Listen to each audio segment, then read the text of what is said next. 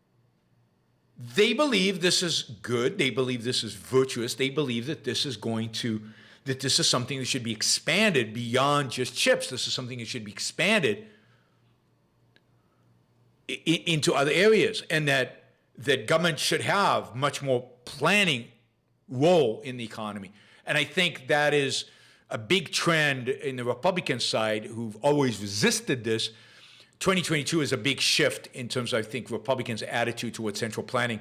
They are now all in on central planning. At least a significant number of Republican senators, maybe it's a minority, but it's still a significant number of Republican senators all in on central planning.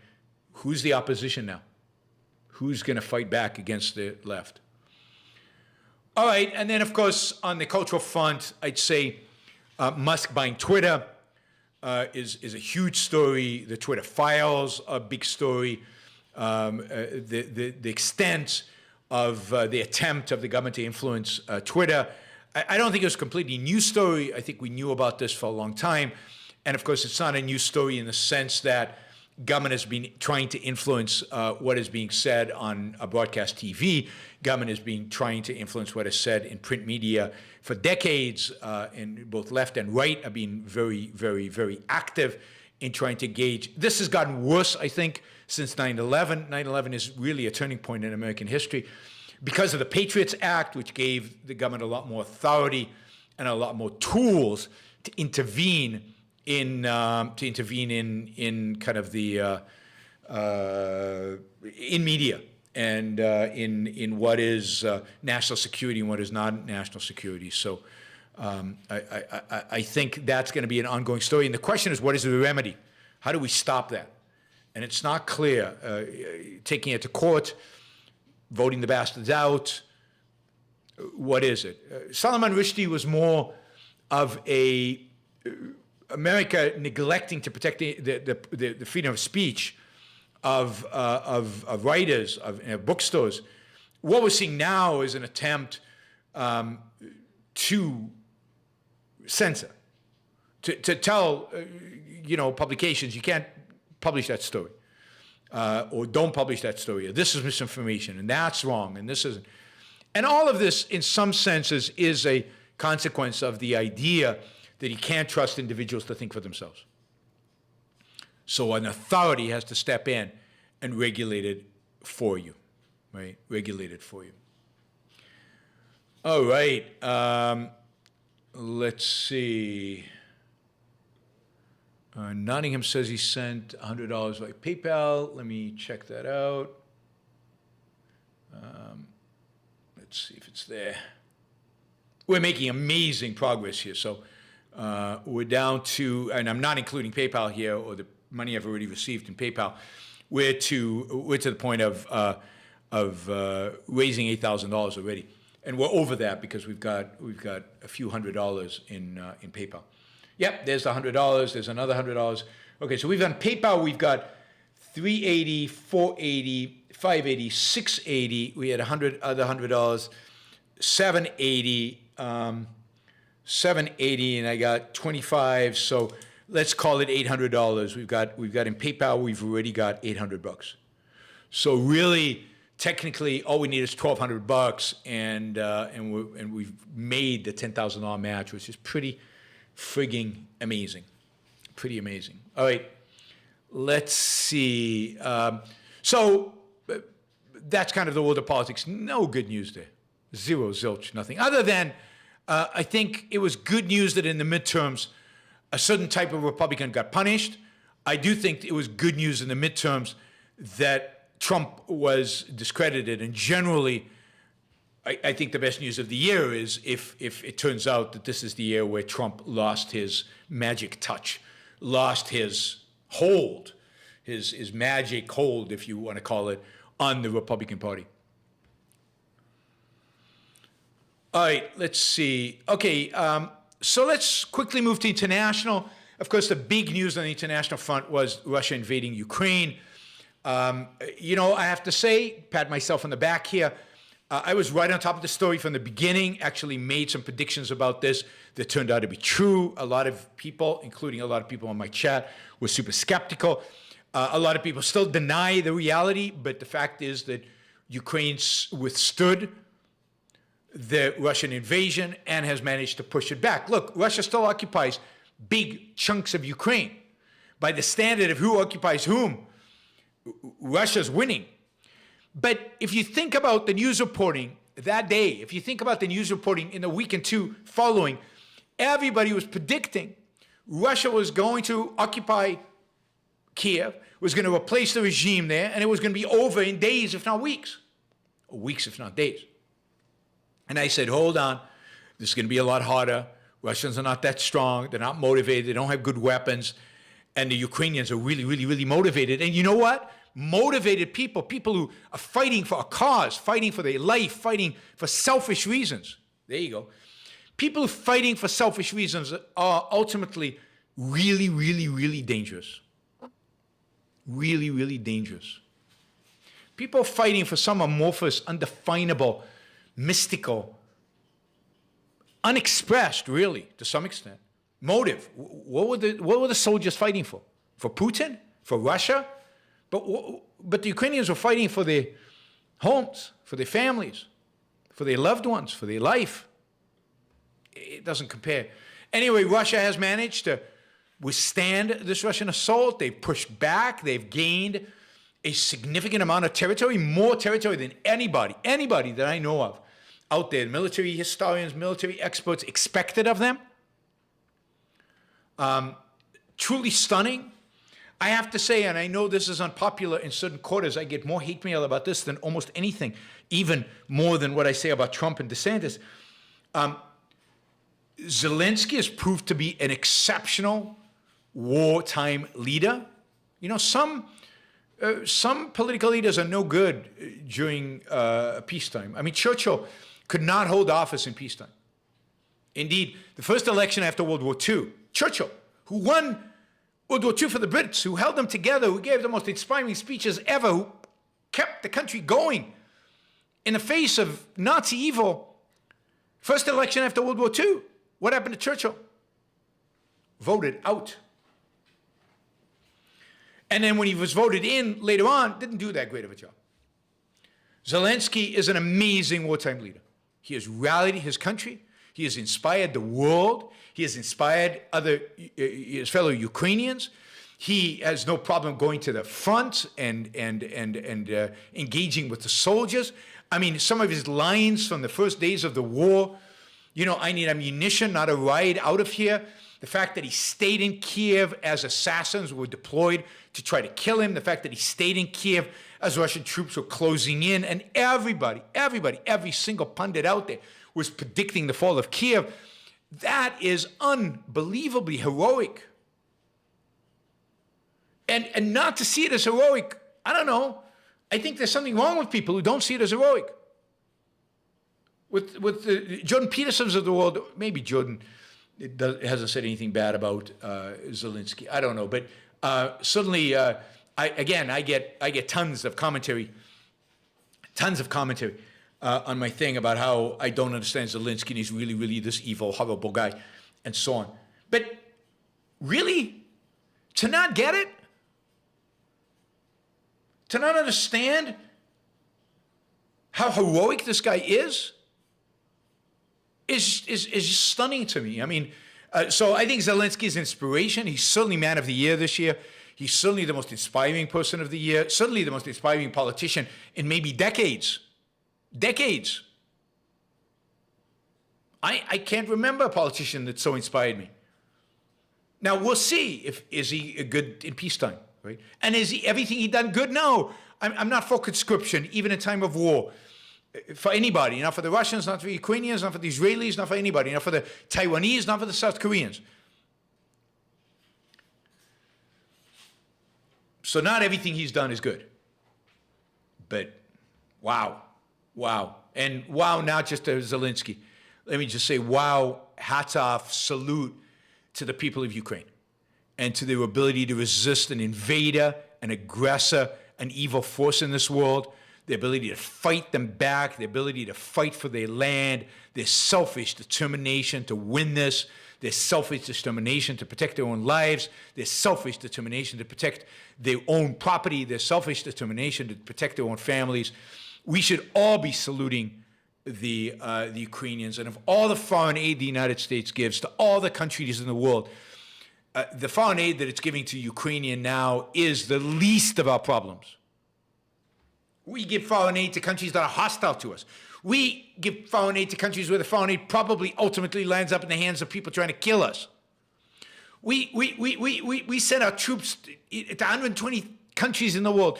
We are wasting resources left and right. We have a $5 trillion budget that's most of it, 90% of it, is outside what government should actually do. And we're worried about the money we're sending to Ukraine that's actually doing something efficient with our money. It's defeating an evil foe of the United States on the battlefield.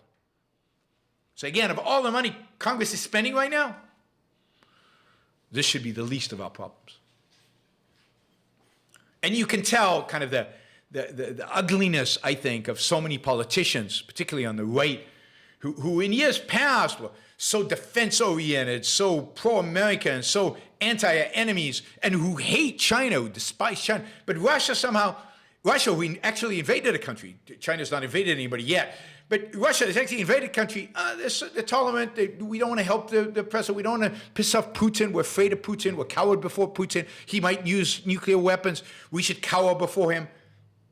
Republicans? These are not Republicans anymore. These are just disgusting weasel pragmatists who admire Putin.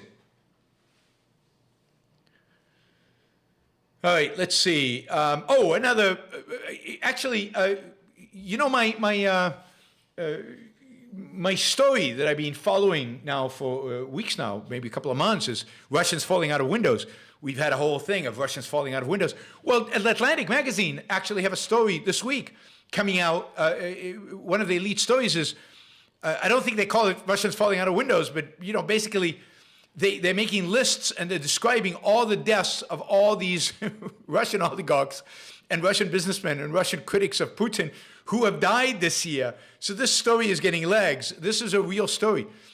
Putin is actively killing off dozens of people who oppose him, who have money, and he's doing it not just in Russia. He's doing it with agents all over the world. All over the world. And this is the guy that so many American on the right admire, because I think they would like to be able to do that. But he's literally killing people, murdering people all over the world. Lately, last two were in India. And the Indian authorities, like all the authorities all over the world, are playing along with, it was an accident. It's suicide. Accident, suicide. Amazing, amazing. All right, other big stories. We'll get to, I'm going to unify these stories in a minute because I think there is one positive trend here. Just one other aspect of the Russia invading Ukraine I think is interesting. The way the West responded. So one of the things that people have been talking about for a long time is how pathetic the West is, how weak the West is, how liberal democracies are weak. Nothing good's going to happen. They couldn't stand up to Russia. Look how they unified. Sanctions, whether you agree with sanctions or not, but this is the most unifying thing the West has done. But it's not just governments. The speed at which businesses left Russia, the speed at which they devolved. Now, partially that's a sign that Russia was never that big of a market, and it's not. But wow, people just got it, and they got the evil of what Putin was doing. They got the fact that they didn't want to sanction this regime, and they got out. And I think the Western response to Russia invasion is one of the real positive stories of the year, one of the real good signs of the year. They started pouring weapons into Ukraine. Europeans started increasing defense budgets or promised to increase defense budgets. That's a huge story. And it's just an amazing phenomena where you thought the West was dead and nothing could happen. And they would never stand up to an evil guy at all. Okay, quickly, protest in Iran, that's an amazing story. We've talked about it a lot on the show. We'll talk about it more in 2023. They continue. Young girls, women, really leading this protest. It's inspiring, it's exciting, and the real prospects, I think, for change in Iran. And it's not just about the hijab, it's about regime change. At the same time, protests in China, zero COVID crippled the Chinese economy, crippled supply chains globally, was devastating. Chinese started to protest. They made a big deal out of the protests. As a response to these protests, it seems China has eliminated basically all of its zero COVID policies, including letting people travel and letting people travel in and out. All restrictions are gone. As a consequence, the estimates are that several hundred million people in China right now have COVID, and hospitals are packed, and there's real problems. But they'll do it. It'll be one big rush, and it'll be over. It is super interesting. But again, protest in China, and that Xi gave in to the protesters. Xi, who had tightened his grip on power, Xi, who's been basically appointed dictator for life, folded. That was huge, huge. And I think what unifies these stories, and then I'll get to one other international story. What unifies all these stories is 2022, in my mind, the big story of 2022, or one of the big stories, certainly internationally, the big story of 2022, is the failure of authoritarianism, the failure of authoritarians. Putin, fail. I mean, I didn't even mention the fact that Sweden and Finland are joining NATO, because I've said it so many times, but people don't get it. But anyway, fail. Russia, Putin, fail. China, zero COVID. China controlling its people with zero COVID, fail, big fail. Iran, forcing the hijab, forcing, theocracy, beginning of a failure, beginning of a fail. Right? And, women today in Tehran are walking around the streets without the hijab. Now, whether there'll be a clampdown, what exactly is going to happen, we will see. But it's happening. Authoritarian regimes around the world are failing. And that's huge, are failing to achieve their goals. So we're seeing, in a sense, for everybody who might be tempted by authoritarianism, we got model after model after model in big countries right now, visible, in the news, everywhere. Fail, fail, fail. Now, I don't know how many commentators out there are making the connection and pointing out to people, look, authoritarianism doesn't work. Maybe we shouldn't rush in that direction too soon. I don't know. Conservatives are still seem enamored by Orban and by Putin. They haven't quite got the message yet. But if this continues, this is going to be an amazing trend, and maybe this will encourage a rise in better political ideas in the West and stop this rush towards, I think, authoritarianism that has been prevalent in the West over the last few years. All right. Anonymous user says, is this the best show so far in terms of Super Chat? Yeah, by far. I mean, we've raised $9,000, over $9,000. I mean, we're basically this close to 10,000. Adam, I'm not going to count yours. I'm going to count yours towards the sponsorship, not towards the match. But we're this close to total because I've got $800 on PayPal. So we're like $400 from the $10,000. So I think we're going to make it. I think we'll probably blow through it. So yeah, this is by far, in terms of Super Chat, the best. And I'm blown away by you guys, because I thought it would take 3 hours to get there. I thought I'm going to be here. I'm going to be sweating till the last moment. I'm going to have to go, and I pushed out dinner till late, and no,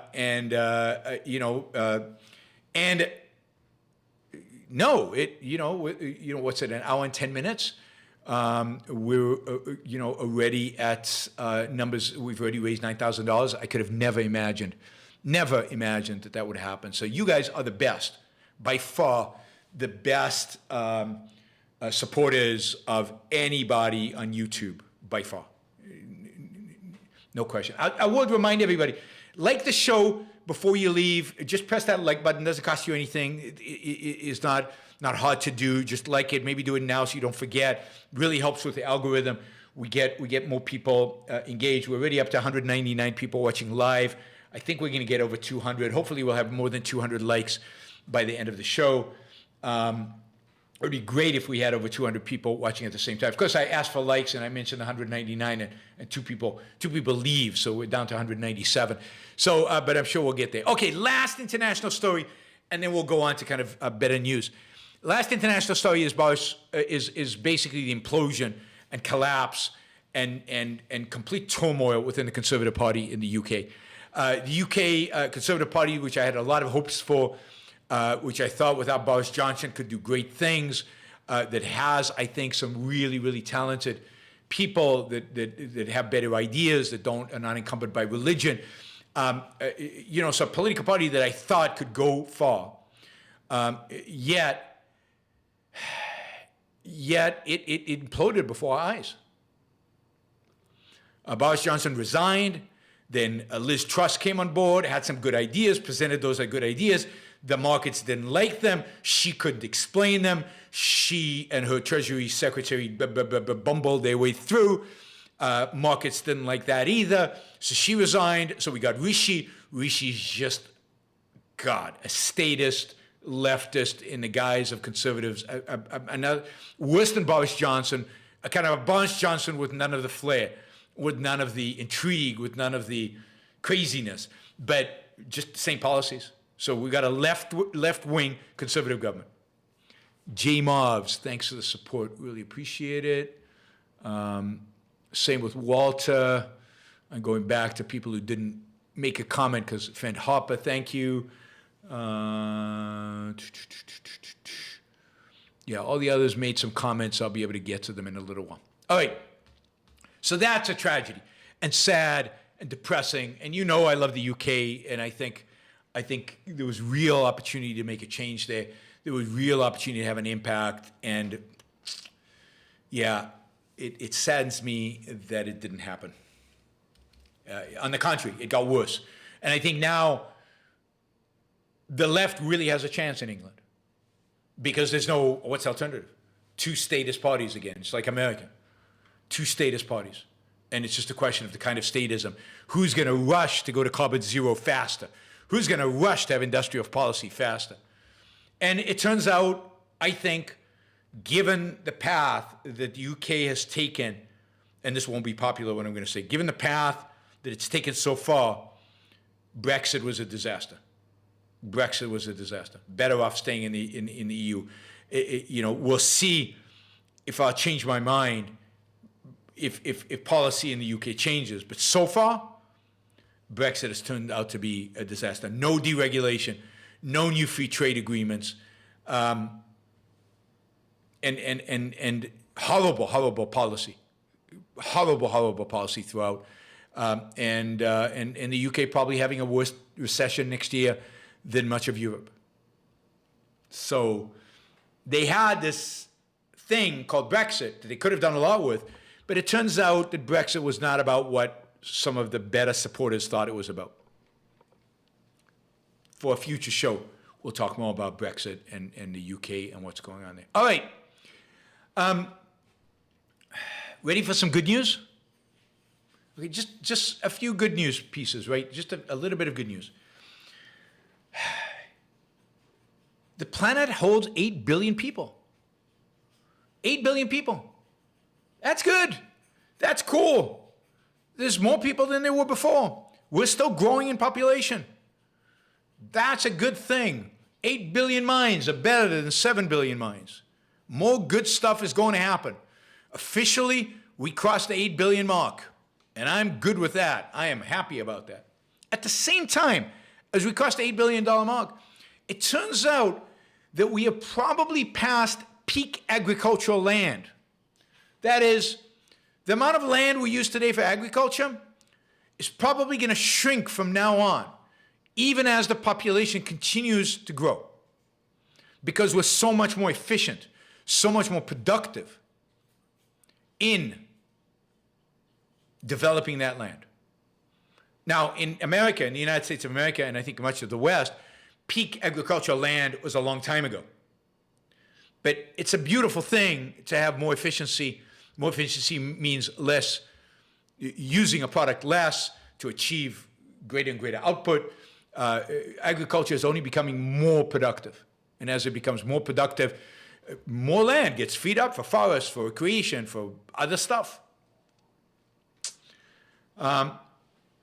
Oxford scientists developed a malaria vaccine. Now we'll see next year it'll be deployed, but it looks like we're going to have a vaccine for malaria, which is massive. Malaria kills about 1 million people a year.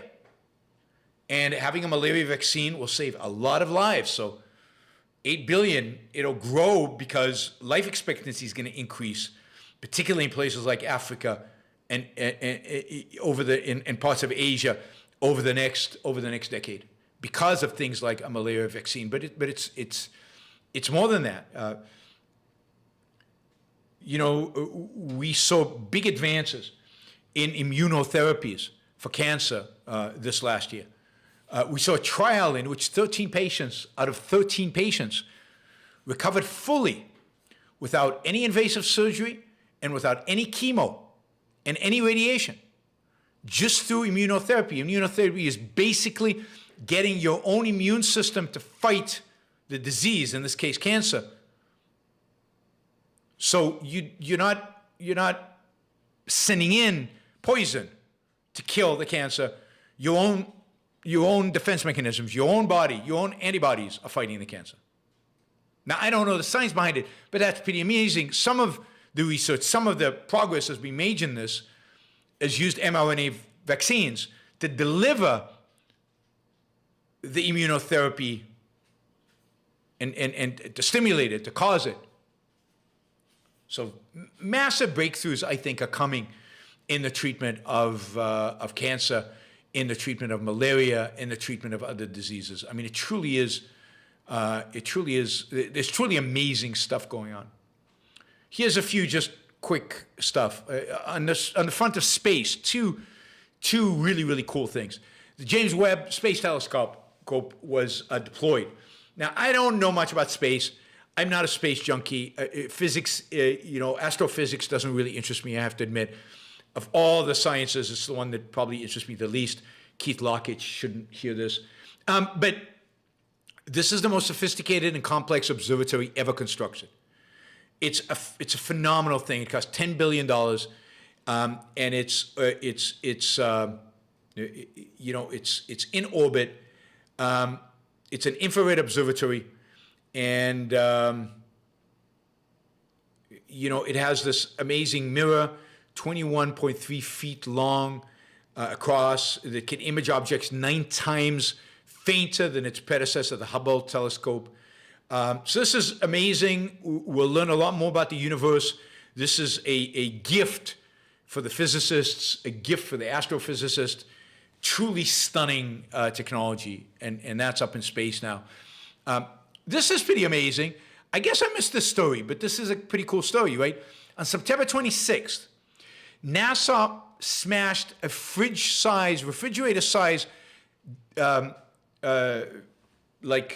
satellite spacecraft into a little moon that was orbiting a large asteroid. It just smashed it, just ran right into it, right? Purposefully, in order to veer it off course. And the idea here is asteroid deflection. This was a test for a technology that would be used if an asteroid were heading to Earth, a catastrophic asteroid were heading to Earth. Could we deflect it away by use of a spacecraft crashing onto its side? And they did this. They crashed the spacecraft into a moon of a large asteroid. Now, maybe next time they'll do the asteroid itself. And it crashed at a velocity of 14,000 miles per hour. And it changed the orbit. The change was 26 times larger than what NASA had set as its goal. So this is really cool stuff. And, I think I think that when an asteroid hits to Earth, we'll see. We'll see. Now, we'll see. Maybe we have technologies to avert it. Maybe we have the possibility. Maybe we're not just sitting ducks for the next asteroid. So that was exciting. We've achieved net fusion. We talked about that on one of the shows. I don't know how big that is. We'll see in the future. The first molecular nuclear reactor, sorry, not molecular. What am I talking about? The first modular nuclear reactor was actually approved by the U.S. Nuclear Regulatory Commission. So go figure. The regulators actually did something good. They approved a modular nuclear reactor. This could be a revolution in energy production. First time ever in Israel, first time ever in the world, but they did this in Israel. They actually synthesized life without sperm or an egg. They actually were able to grow mouse embryos inside a bioreactor made up of stem cells, cultivated in a petri dish. No egg, no sperm, and they created an embryo. Pretty amazing stuff, and which will have, I think, amazing consequences in the future. I told you about the 100% remission in early stage rectal cancer in all patients, all 13 of them. We'll see. That was a particular type of cancer, particular type of subtype of cancer. We'll see how applicable this is to other forms of cancer, to other people. We mentioned vaccines for malaria, AI being used significantly in biology, in developing protein structures and other such, I'm sure many other uses. Let us see. You can sequence the entire human genome now for $200, which is pretty amazing, given what it took to sequence the genome originally. And let's see. Cancer vaccines show promise in phase 2 trials. These were the ones that used mRNA and a Merck immunotherapy together, matched up with a Moderna mRNA delivery mechanism. This is potentially, again, huge in the treatment of cancer. FDA has approved lab-grown meat. Until I taste it, I'm not buying that one. We now have the new, part of this peak agriculture thing is using more GMOs all over the world, in Africa and Asia, in China. China's developing a new form of rice that is just going to change the ability to create, to bring food to people. Tesla's humanoid robot will be interesting to watch in the future. Let's see. We've got our first driverless hail writing service, still limited, but it is, I think, the future. We're heading towards that. Tony, thank you for the $100. Really appreciate that. Flying cars moving forward with tentative regulatory approval.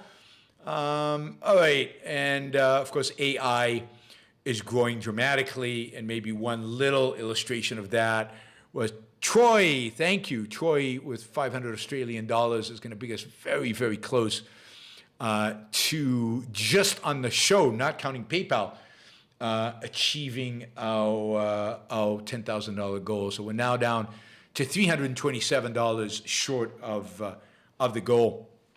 Troy, thank you. Thank you for the support all year round. If you're not my largest Super Chat Plus monthly supporter, you're very close to being it. So thank you, Troy. And there comes Star with another $100 to get us to 200 away from our goal.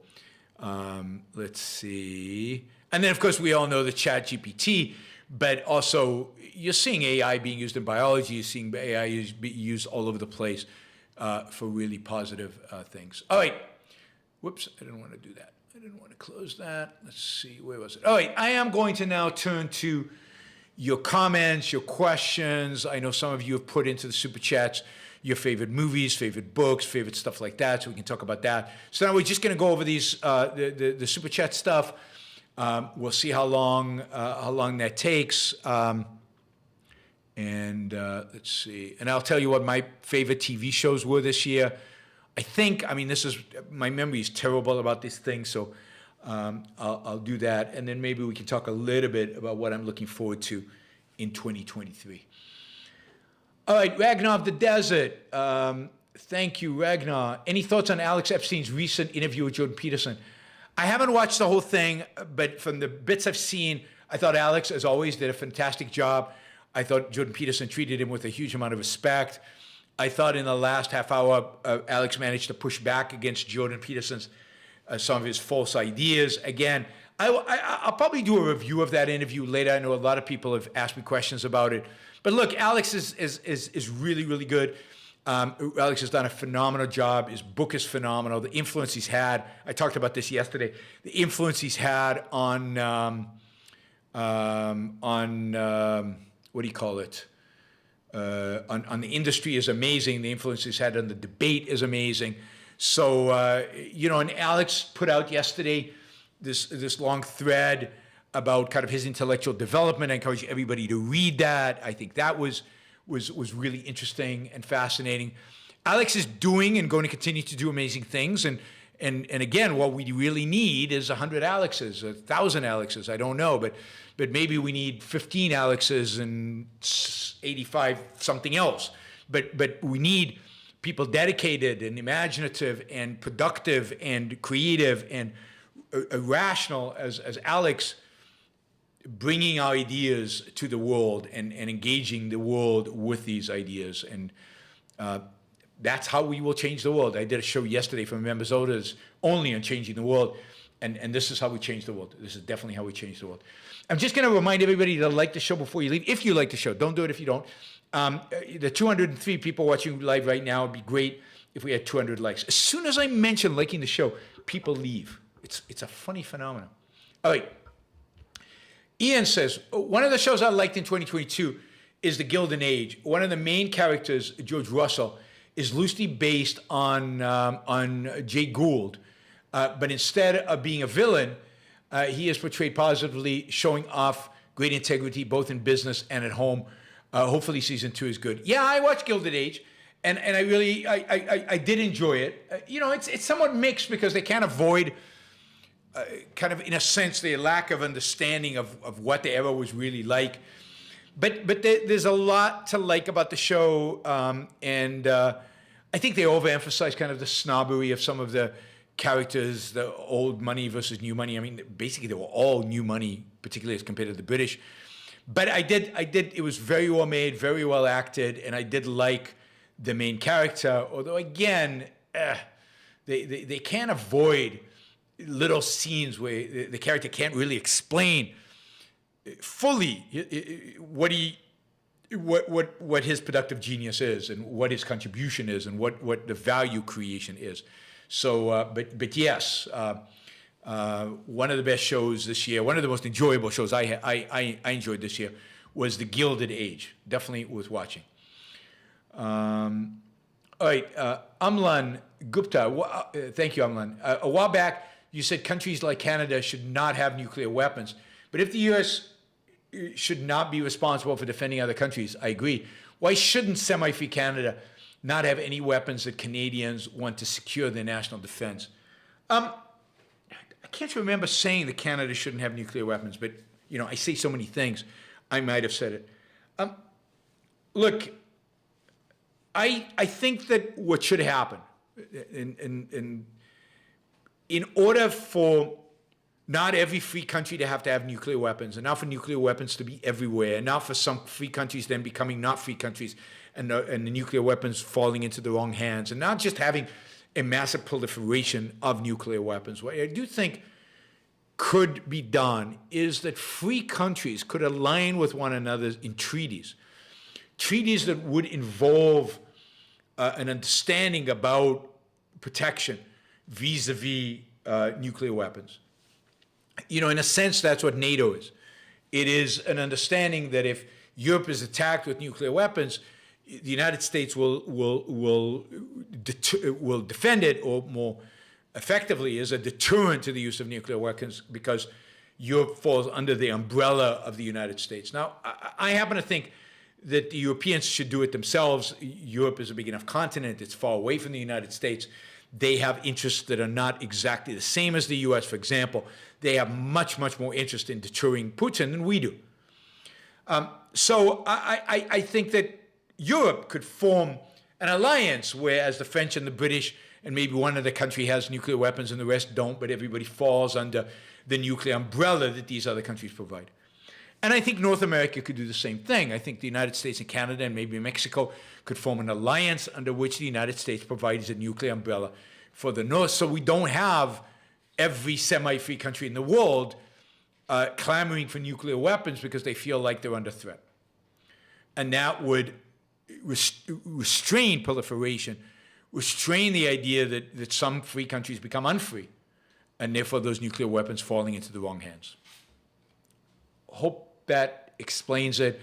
And I think that's all doable, but it takes imagination. It takes imagination, and it takes a certain ability to imagine what the world could be like. It takes a certain audacity to actually go and negotiate something like that, and some effort involved. But it's all doable. Nothing about that is not doable.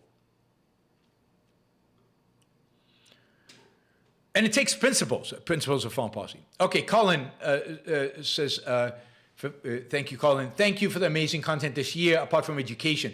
Where else do you think objectivism can influence the culture? Happy New Year. Well, everywhere, right? In every single aspect can objectivism influence the culture. I think the most important places for objectivism to influence the culture. But you can influence the culture in every single aspect in the culture. But the three areas that Leonard Peikoff identifies in the dim hypothesis, where it's crucial if we're going to have a revolution, if we're going to change the world, the three areas where it's most important to influence the culture is education, one. Second is in art, romantic art. And third, but it has to be good art, not objectivist art. It has to be good art, good romantic art. And third is in science. Philosophy of science, but the application of philosophy of science to actual science. Scientists saying, I made this breakthrough because I used objectivist epistemology. I have benefited enormously in my work because of the objectivist epistemology. I think those are the three fields. But the reality is that objectivism can make an impact on business. Objectivism can have an impact on understanding of economics. Objectivism can have an impact on almost every area in a culture. But those, I think, I agree with Leonard, are probably crucial, beyond philosophy, obviously, to changing the culture, to people seeing objectivism as a positive force, seeing objectivism as a force for the good, seeing objectivism as something that is indeed changing the culture, that can change the culture for the better. Audra, thank you. Really appreciate that. Let's see. Len asks, any surprise that ChatGPT regresses to subjective constraints and therefore autocracy? It is easy to tease out this tendency in autocratic politics. Apologized for that in discussion on dim hypothesis. Less apologetic 2 weeks later with fossil fuels. Yes, I mean, I think that because AI is always going to be ultimately programmed by humans, and because AI, the restraints on AI and the restraints on the answers and the restraints on the kind of topics and the kind of subjects and the kind of attitude that AI can have is going to be determined by its programmers. ChatGPT became very political very quickly because its programmers are very political. And when people ask questions about, I don't know, climate change or something like that, and people weren't happy maybe with the answers, or they didn't feel the answers were committed enough to the party line, there was some backlash, and people went in and started tinkering with the algorithm to change it. Remember, ChatGPT doesn't have an opinion. It will just regurgitate back what the algorithm allows it to, and the algorithm can be tinkered with to allow it to do. And in that sense, there's no question it is very dangerous. I mean, it would be nice if the tinkering, the politicization was not there, but it's going to be there. It's inevitable because the people doing the programming have a particular philosophy. They have a particular approach, and that approach will be instituted in this. I mean, maybe there's something I'm missing about the possibility of one day it not being that way. But for now, it's certainly going to be that way. Skylar, again, thank you for the $500. James, glad I could catch the live show. Thank you for all you do, Yaron. Love the ideas of capitalism show. Would be awesome to see how you can bring more philosophical topics from morality, epistemology, etc., into show topics. Cheers. Thanks, James. Really appreciate that. Yes, more philosophical topics into the other into the general topics that I talked about. Trent, interview ideas. Any chance we could get Dr. Salmieri, Dr. Bateman on to discuss discussing critique Bayesian epistemology? It's the dominant approach among people who think seriously about belief, justification, concept. Actually, we're going to do kind of a seminar in Austin, Texas. I think in June, where I think Greg Salmieri is bringing in a bunch of people to talk about probability, statistics, Bayesian probability, Bayesian epistemology. Also talk about Steven Pinker's book about rationality, which is really an ode to statistics and to again Bayesian epistemology as being the essence of reason. We're going to talk a lot about that. We're going to try to come to some conclusions about that. It's a tricky issue because there's something there, but what is there is not what the advocates think is there. So, but after that, so sometime in the second half of the year, I'll definitely do a show where we discuss that. Well, being Salmieri or whoever else, whoever else there is has a lot to say about this topic. All right, guys, congratulations to all of us, to me, to the show, to you guys for doing this. It took 1 hour and 37 minutes, but just on a super chat, 1 hour and 37 minutes to reach $10,000. I mean, it blows my mind. It's amazing. Thank you. I'm super motivated now for 2023. You have showed immense love and support and appreciation. And, I am now motivated to express that love back to you guys. So thank you. Thank you. That is amazing. I don't know of any other, again, show that has the number of subscribers I have that gets the kind of financial support that I get. So you guys are truly amazing. And wow. That's phenomenal. And then there's actually more money on the PayPal. All right, let's go through these. I'm committed to staying here until we get through all the questions. A little extra for this is from Wes. A little extra for the person who designed your Super Chat log app. Yes, he is here. I thought he was here. Maybe he's asleep. He lives in Prague, or at least in the Czech Republic, maybe in Prague, Marislav. So yes, absolutely. The Super Chat log app is amazing, and it keeps doing more stuff for me. He keeps automating it more. So wow, it's a phenomenal. There he is. He is here. Marislav Uza is here. I don't know what time it is in Prague. I guess it's not too bad because we started it so early here. But yes, it's amazing. So thank you, Wes. Really appreciate that.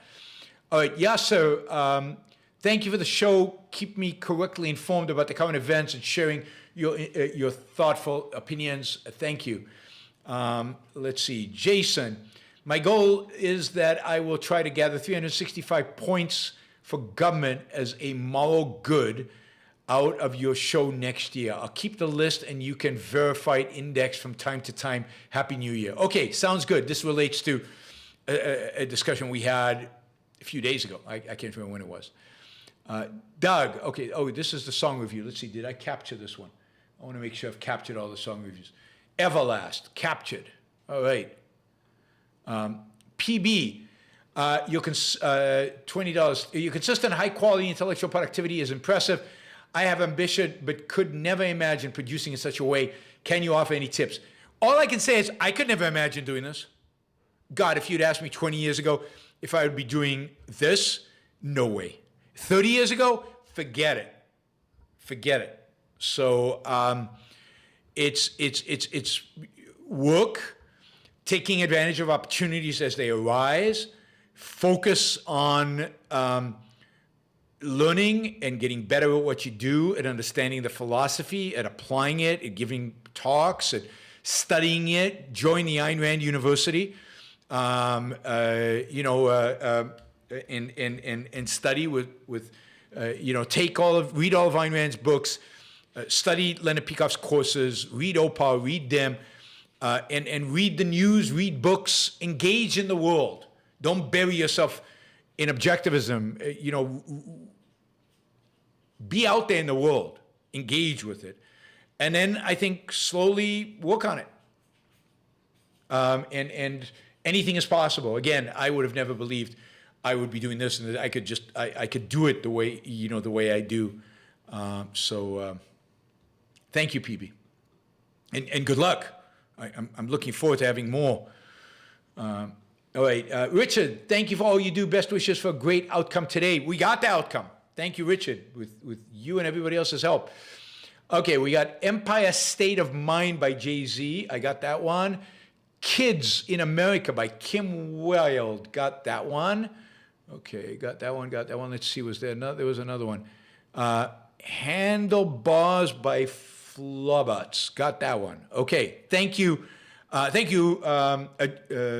Doug. I mean, that's amazing. 1, 2, 3, $400 songs, and then I think you did another massive contributions after that. So, this one I didn't get.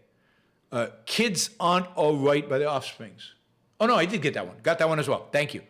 Got that one as well. Great. Okay, Roland. So how will you spend all of this money? Maybe you can finally buy a tie. At any rate, a very happy new year. I own ties. I have a bunch of ties. Yeah, less now because I think I gave away most of my ties when I moved from California.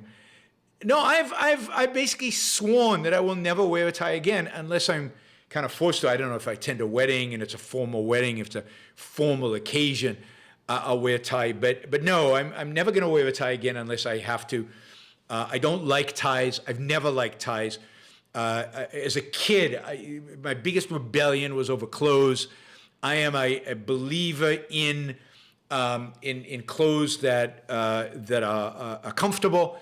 Ties are super uncomfortable. They feel like somebody is strangling me. They feel like a noose around my neck. They also, the only reason they exist is because of some tradition that says that this looks good. I don't like them. I don't like ties, and I don't like tuxedos, and I've only worn a tuxedo once in my life, and maybe, hopefully, never again. But look, I wore a white shirt for you guys. Now, granted, 2 open buttons, but I wore a white shirt. So, no, I'm comfortable. I'm in shorts right now. I'm barefoot, and that's the way I like it. And one of the great pleasures of moving to Puerto Rico, and one of the great pleasures of living in this climate is that for the most part, unless I'm going out to dinner, I'm in shorts all day. I'm in sandals, even for almost every restaurant I go to. I don't know. Could I look better? Could I be more stylish? Could I be? Sure. Just not a value for me. Never has been. Never has been. It might, it's weird and stupid when I think about it, but my biggest fights with my mother used to be about clothes. Me not wanting to dress up, me not wanting to close my button, me not wanting to wear a tie, me not wanting to do this or that. That and my obsession with not using a knife, unless I have to. Like if you have to cut a steak, you have to lose a knife. Those are my big arguments. I had a rough childhood. Hamad, Happy New Year, Yaron. Hope you have a wonderful and successful year. Thank you, Hamad. You too. $200. Wow, amazing. Tim, thanks for the contribution to the world, Yaron. This is the first live show I've made. in a very long time. So thank you, Tim. Really appreciate it. 130 Canadian. Thank you. You guys have been amazing, and you've we've crushed the $10,000 goal, and we're still going. It hasn't stopped yet. So we're still going. All right. Colleen says yes. This was from Frank. I'm not gonna try to pronounce your family name, Frank, but you know who you are. Frank, who's always on the show, is very supportive, asked lots of questions, lots of super chat questions over the years. But limited financial means, so Colleen is jumping in here with $100 and for me to review Pink Floyd's song "Money." That's about as big of a song as you're going to get from me. So yes, I'm looking forward to that one. That would be fun. Kenny says, can't join today, but still wanted to support. Happy New Year, Ron. Thank you, Kenny. Really appreciate it. Richard, who's when he's there live, has been an incredible supporter of the show and given a lot of money over the last 6 months or so, something like that.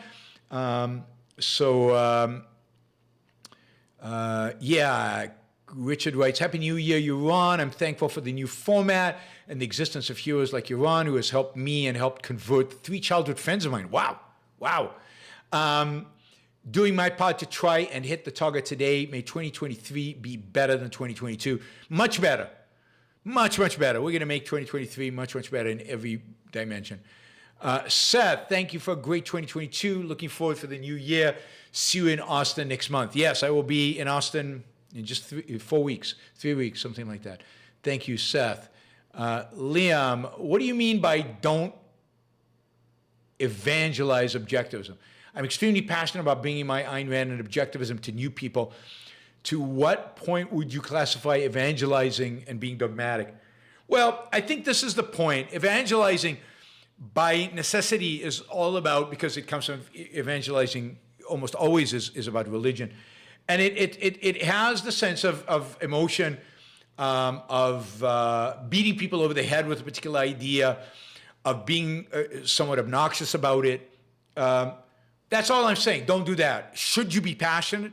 Yes, but always present objectivism as a reasoned philosophy. Present objectivism as a philosophy based on facts, logic, evidence, rationality. So as you know, I am an evangelist in a sense of passion, but you want to lead and you want to follow and you want to close with rational arguments, always. And I'm sure you do that, Liam. Finn Harper, I forgot to add a message when I did it, but I meant to add $100 towards removing ads from the podcast. When I started a $100 monthly donation, that's my goal for 2023. Cheers to YBS Growth Stats on monthly support. Yeah, that'd be great if we could, I think I said $2,000, if we could raise $2,000 monthly to get us, and I would eliminate ads from the podcast.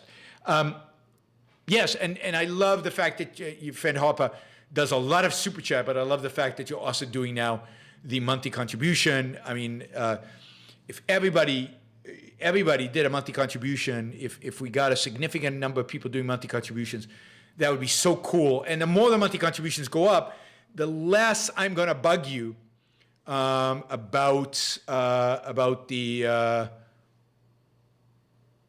less I'm going to bug you about the super chat. So the less interference there will be on the podcast, the less interference there will be on the show, because I'll know that this money's coming in on a monthly basis. Hey, we hit over 200 likes.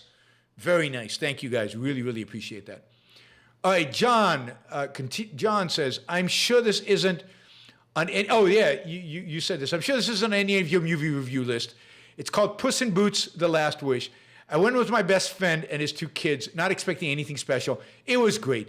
Good lesson that the kids should know, and fun and plenty of laughs. I can't wait to hear your opinion. Happy New Year. Here is to a great one. So that was $500 for a movie review. Thank you, John. Really appreciate that. Let's see. George. This is from Sparks. George Gamana suggests that inflation is not due to government money printing. He's pointed out that M2 inflation during periods before the gold standard was lifted was the same as more current fiat periods. Can you explain? Oh God, I mean that's complicated. But look, I have talked about this. One is I don't think that in the modern times M2 is necessarily the right measure of the amount of money the government is printing. That is, I think one of the problems is, given a world where we financialize, we can make so many different financial assets, in a sense, into money. In such a world, it is very difficult to measure the amount of money and the amount of money that the government has actually printed. And then I also think that part of inflation is the expectation. The expectation is, what is the new match? There's a new match. Where did you get a match? We have another $1,000 match. Where did we see the $1,000 match? Who did the $1,000 match? What am I missing? Am I missing something here? Action Jackson, write to me in the chat here and explain to me what has happened, because obviously I'm missing. All right. Oh, Robbie Segler. Robbie Segler did a $1,000 match. Robbie, wow.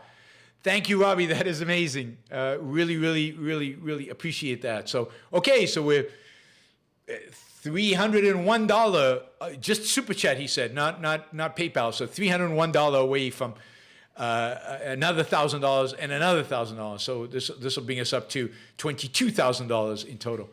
All right, let's see. So inflation expectations, people raise prices in anticipation of inflation, anticipation of the government increasing the money supply. And a part of that, anticipation, as part of that anticipation is the idea that, and this is something that John Cochrane talks about, the idea that federal deficits, when people start believing that the federal government cannot pay it back or will not pay it back, and therefore will inflate it ultimately one day away, that creates inflation expectations, and that creates inflation today because people start raising prices. So 3 parameters, if you will. Money supply, but money supply not as M1 or M2 or M anything, because money is much more complex than any particular one of those measures, plus expectations about inflation that result from the fact that prices have gone up and they're going to go up, just kind of momentum, and inflation, the rise of inflation expectations that result from spending deficits and the idea that the government cannot pay back. That's my view now. George might have a different view on inflation. I don't know what George's view is on inflation. I'll have to figure that out. Okay, Richard is back with another $100. I think your best strategy for maximizing the algorithm is by sending a bit more notice and making the show's schedule a bit more predictable. Even though you're not going to find a time that works for all your subscribers, you might be able to increase turnout that way. Good suggestions. I've been trying to do that for a long time. I'll try more. My schedule in life has been difficult, but I'm going to try now with the daily shows and the clearly evening shows. I'm going to try to get into a more regular schedule, and I'm going to try to make announcements in advance about when the shows are going to be. YN, Happy New Year from Bulgaria. Happy New Year, YN. Thank you. Gabe, Happy New Year. You're on. Gabe, thank you. Really appreciate it. Gabe C562, just in case there's more than one Gabe. Gene says Disney plus Andor. Yes, I really enjoyed Andor. So here's a show recommendation. I agree with Gene completely. Andor is actually really good. I am not a Star Wars fan. I don't particularly like Star Wars. I think Star Wars is generally superficial and shallow. Good guys and bad guys, white and black. Why are they good? Why are they bad? Nobody can tell you. Maybe we know a little bit about why the bad guys are the bad guys, but we certainly don't know what the good guys are fighting for most of the time. Andor is different. It's focused on character development.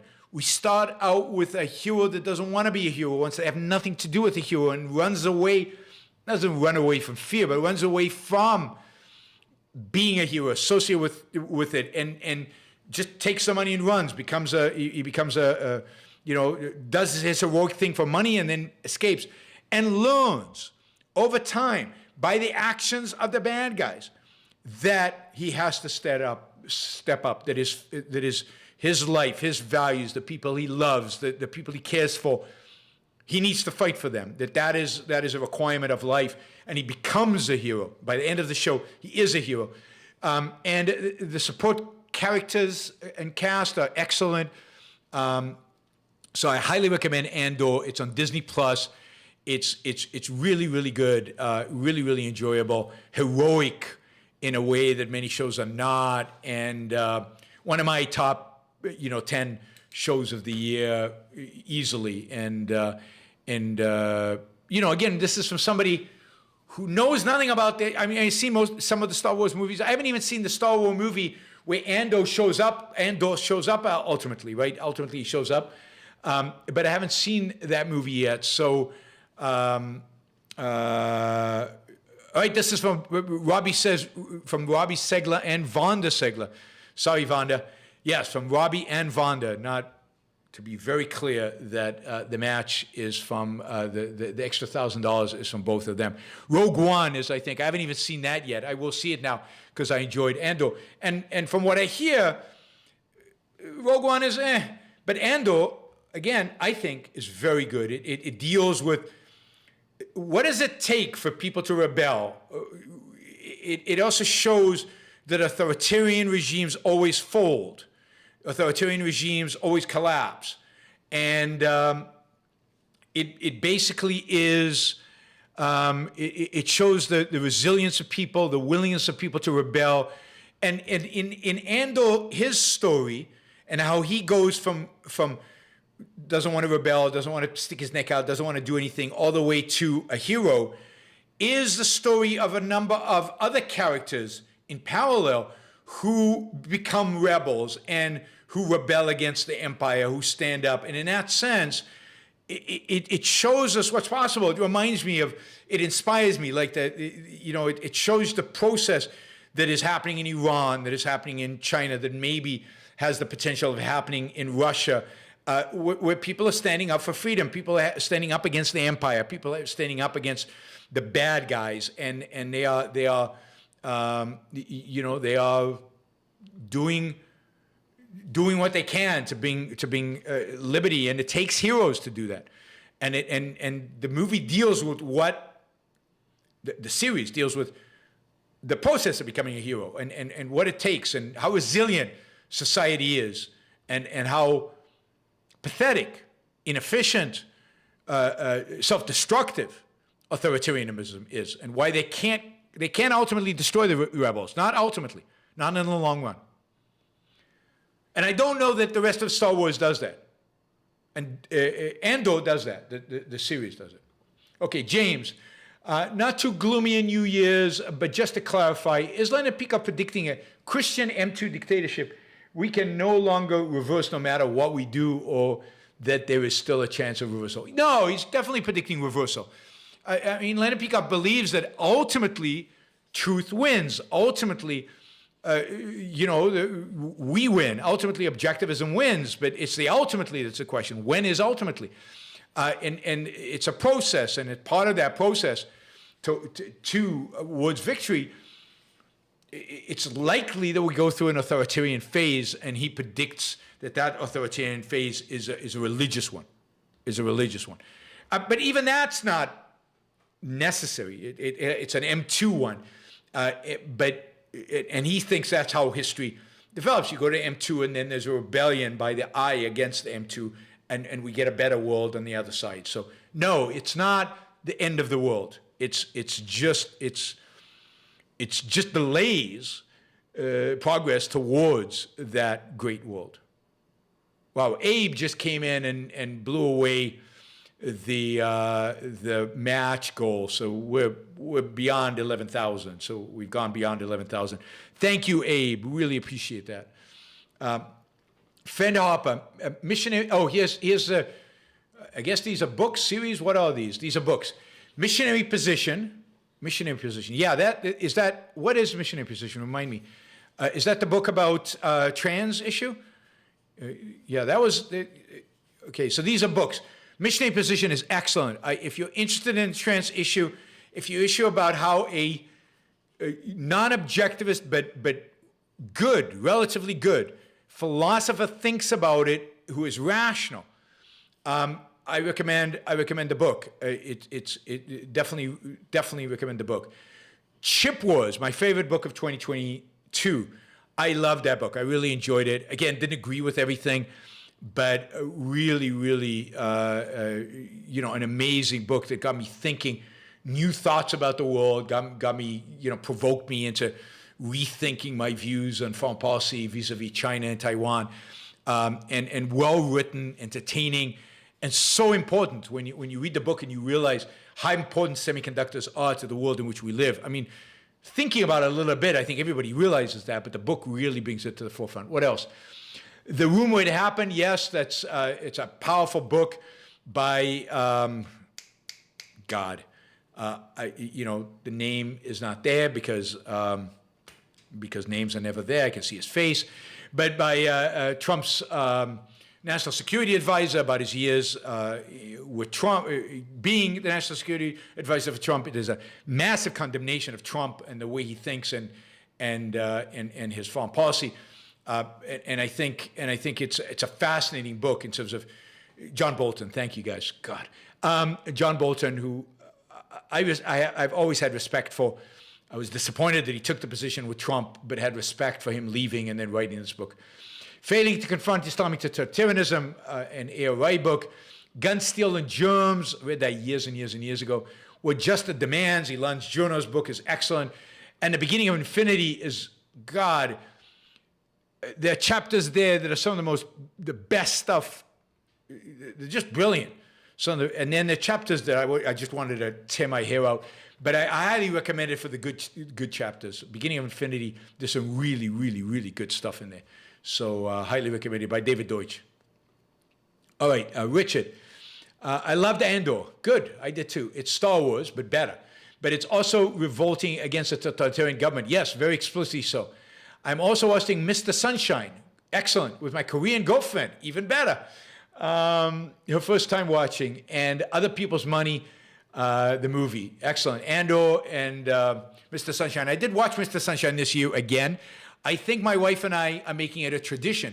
We're going to watch Mr. Sunshine every year. It's so life-affirming. It's so enjoyable. We're just gonna try to see it every year. I love it. All right, Vladimir, thank you. Really appreciate it. Let's see, JRK. Okay, thanks for the year of interesting and insightful shows. Thank you, JRK. Really appreciate this. Simon Fetterman, thank you, and Happy New Year, Simon. Whoops, I skipped one. Stephen Kreisman. Happy New Year. Recent polls, such as a Pew Research, suggest religion is in decline in America, especially among young people. Do you think these polls are accurate? And if so, do you see this as a cause of optimism? Yes and no. I do think the poll is accurate. I'm actually going to do a show on this because it is an interesting poll. And what's interesting, too, is when the inflection point happens when people become less religious. Now, part of the poll is the massive increases in the number of people who don't consider themselves affiliated with a particular church. If you ask people if they believe in God, the number goes up significantly. So a lot of people don't belong to a particular church anymore and don't feel affiliated with a particular church anymore. But the number of people who believe in God is still very high, although the number of atheists is increasing.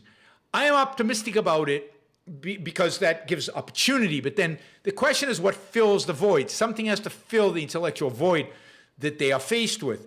And if what fills the void is nihilism, as it does on the far left, or apathy, as it does, I think, for a lot of people, or lack of values and just nothingness, then of course it's not good. But it does create an opportunity, I think, for objectivism to fill that void, for rational ideas to fill that void. And in that sense, I'm optimistic.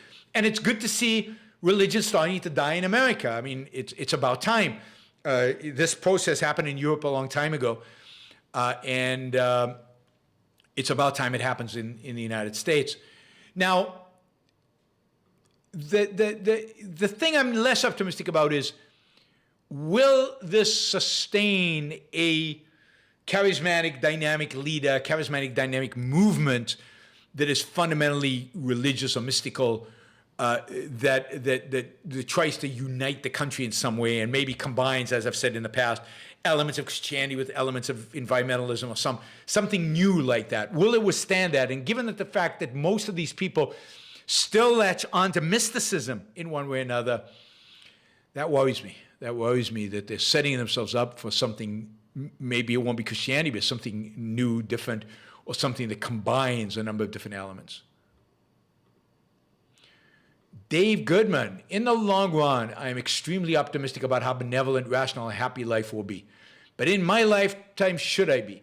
Happy New Year. Wish I had a mentor or a professor like you growing up. You're still growing up. What are you talking about, Dave? You're a youngster. You're a kid. Look,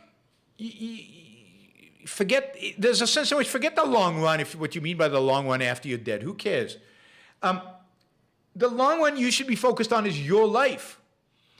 And over your lifetime, there's no reason you cannot be happy. Over your lifetime, there's no reason you can't live a benevolent, happy, rational life. Could you live as happy, rational life as you could if you lived in a completely free, rational world? No, but you still can to the extent that you can. And it's a lot of that is up to you. There's accidents, there's bad luck, there's bad things that happen, but to a large extent, it's up to you.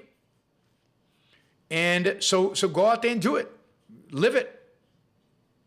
And you can. Don't give up, and you're still way too young to give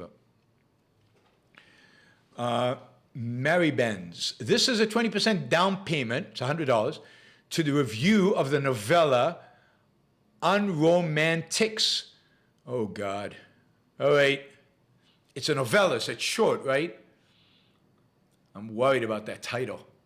By Megan Ribbons, she's got a PhD. All right, I'm copying and pasting it.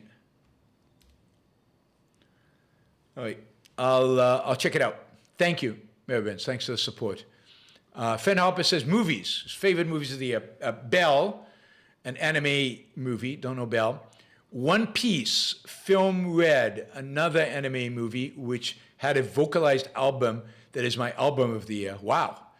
And 3, Batman. I didn't see any movies this year. Haha. Batman is a movie. Isn't Batman a movie? So you saw these 3. All right. I'm going to see Batman. I'm skeptical I'm going to like it, but I'm going to see Batman. I'll let you know what I think of it. It's the only superhero movies I'm willing to see are the Batman movies when they're interesting and good. And it sounds like this Batman movie is at the very least interesting. Whether it's good or not, whether I think it's good or not, whether I like it or not, I will let you know. I do like the Christopher Nolan Batmans, so it needs to match up against those. So I'll go check those out, friend Hopper, and let you know. Let's see, Jacob. Happy New Year. This one has been a rough one professionally for me. I was working on my people management skill with my new, much better manager, but people's opinions are hard to change. Have you ever experienced this before, and how did you pivot? Yes, I mean, it's very difficult. You need to, at some point, you just need to do the best job that you can do, and you need to take the input you're getting, the critical input you're getting, you need to take it seriously, and you need to make your best effort possible to become the best version of yourself that you can be and become the best manager you can be. But you can never be everything to all people. You're not going to satisfy everybody. There are always going to be people who are unhappy, and you're going to have to accept that. And at some point, as a manager, you might have to replace the people who are unhappy with people who you think you can manage better. I think the organization benefits from that.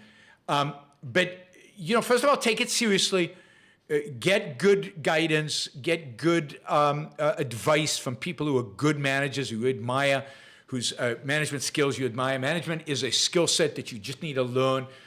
It is difficult to change people's mindset, but they will change as you change and as they see the pattern change. And then beware, because you can't please everybody. So decide on what are the most important things, decide on what are the most important changes you're going to make, and go make those changes and stick with them. Stick with them. And, do it like you do anything else in life where it's really, really important to you. Make it Make it a high priority. Whoops, we've got a porn troll. Oh, somebody got him before I did. Thank you. So I hope that's helpful, Jacob. But it is a hard situation to be. But I'm glad you've got somebody who is helping you out, because, again, find a mentor who is really good at it, and take advantage of his mentorship. Casey, best show I saw this year was Wednesday. I don't know Wednesday. I've never heard of Wednesday. The Last Kingdom. I saw The Last Kingdom. I enjoyed The Last Kingdom. I don't think it was a great show, but I enjoyed The Last Kingdom. It was fun. And The Way of the House Husband. I've never heard of that. God, I've never heard of Wednesday. I'm going to write those down. Or The Way of the House Husband. Okay, let me see. Are there any other show ones? You've got books, movie review.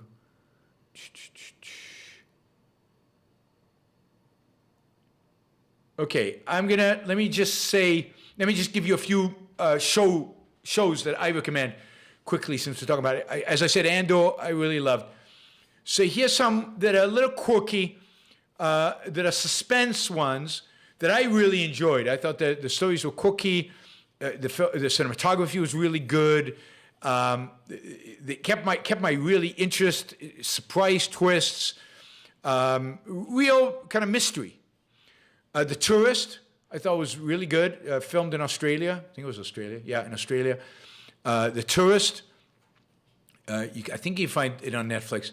Old Man, I really liked Old Man. I mentioned this on the show. I really enjoyed that show.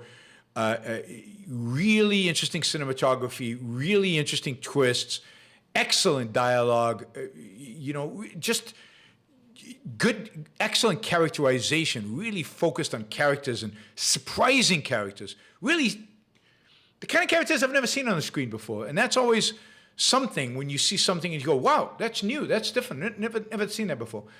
So The Tourist, Old Man. Okay, here's one that's going to be controversial. English, I think it's The English or English. It's a Western, in many respects, philosophically horrible. Except for the two heroes the heroic characters in it, everybody's awful.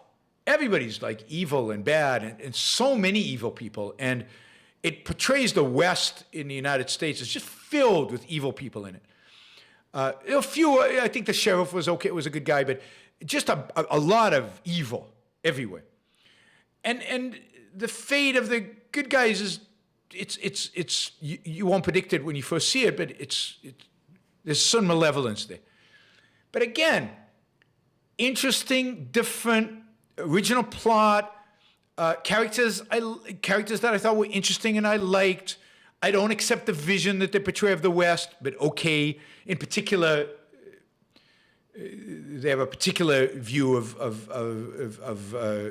how the American Indians were treated, which they were treated bad, but this is over the top, what they do here. So I thought it had a lot of virtues, and it was, again, really held my interest. I was eager to see the next show, and it was unusual. The characters were different. The characters were unusual. And the two lead characters, truly heroic. Truly heroic.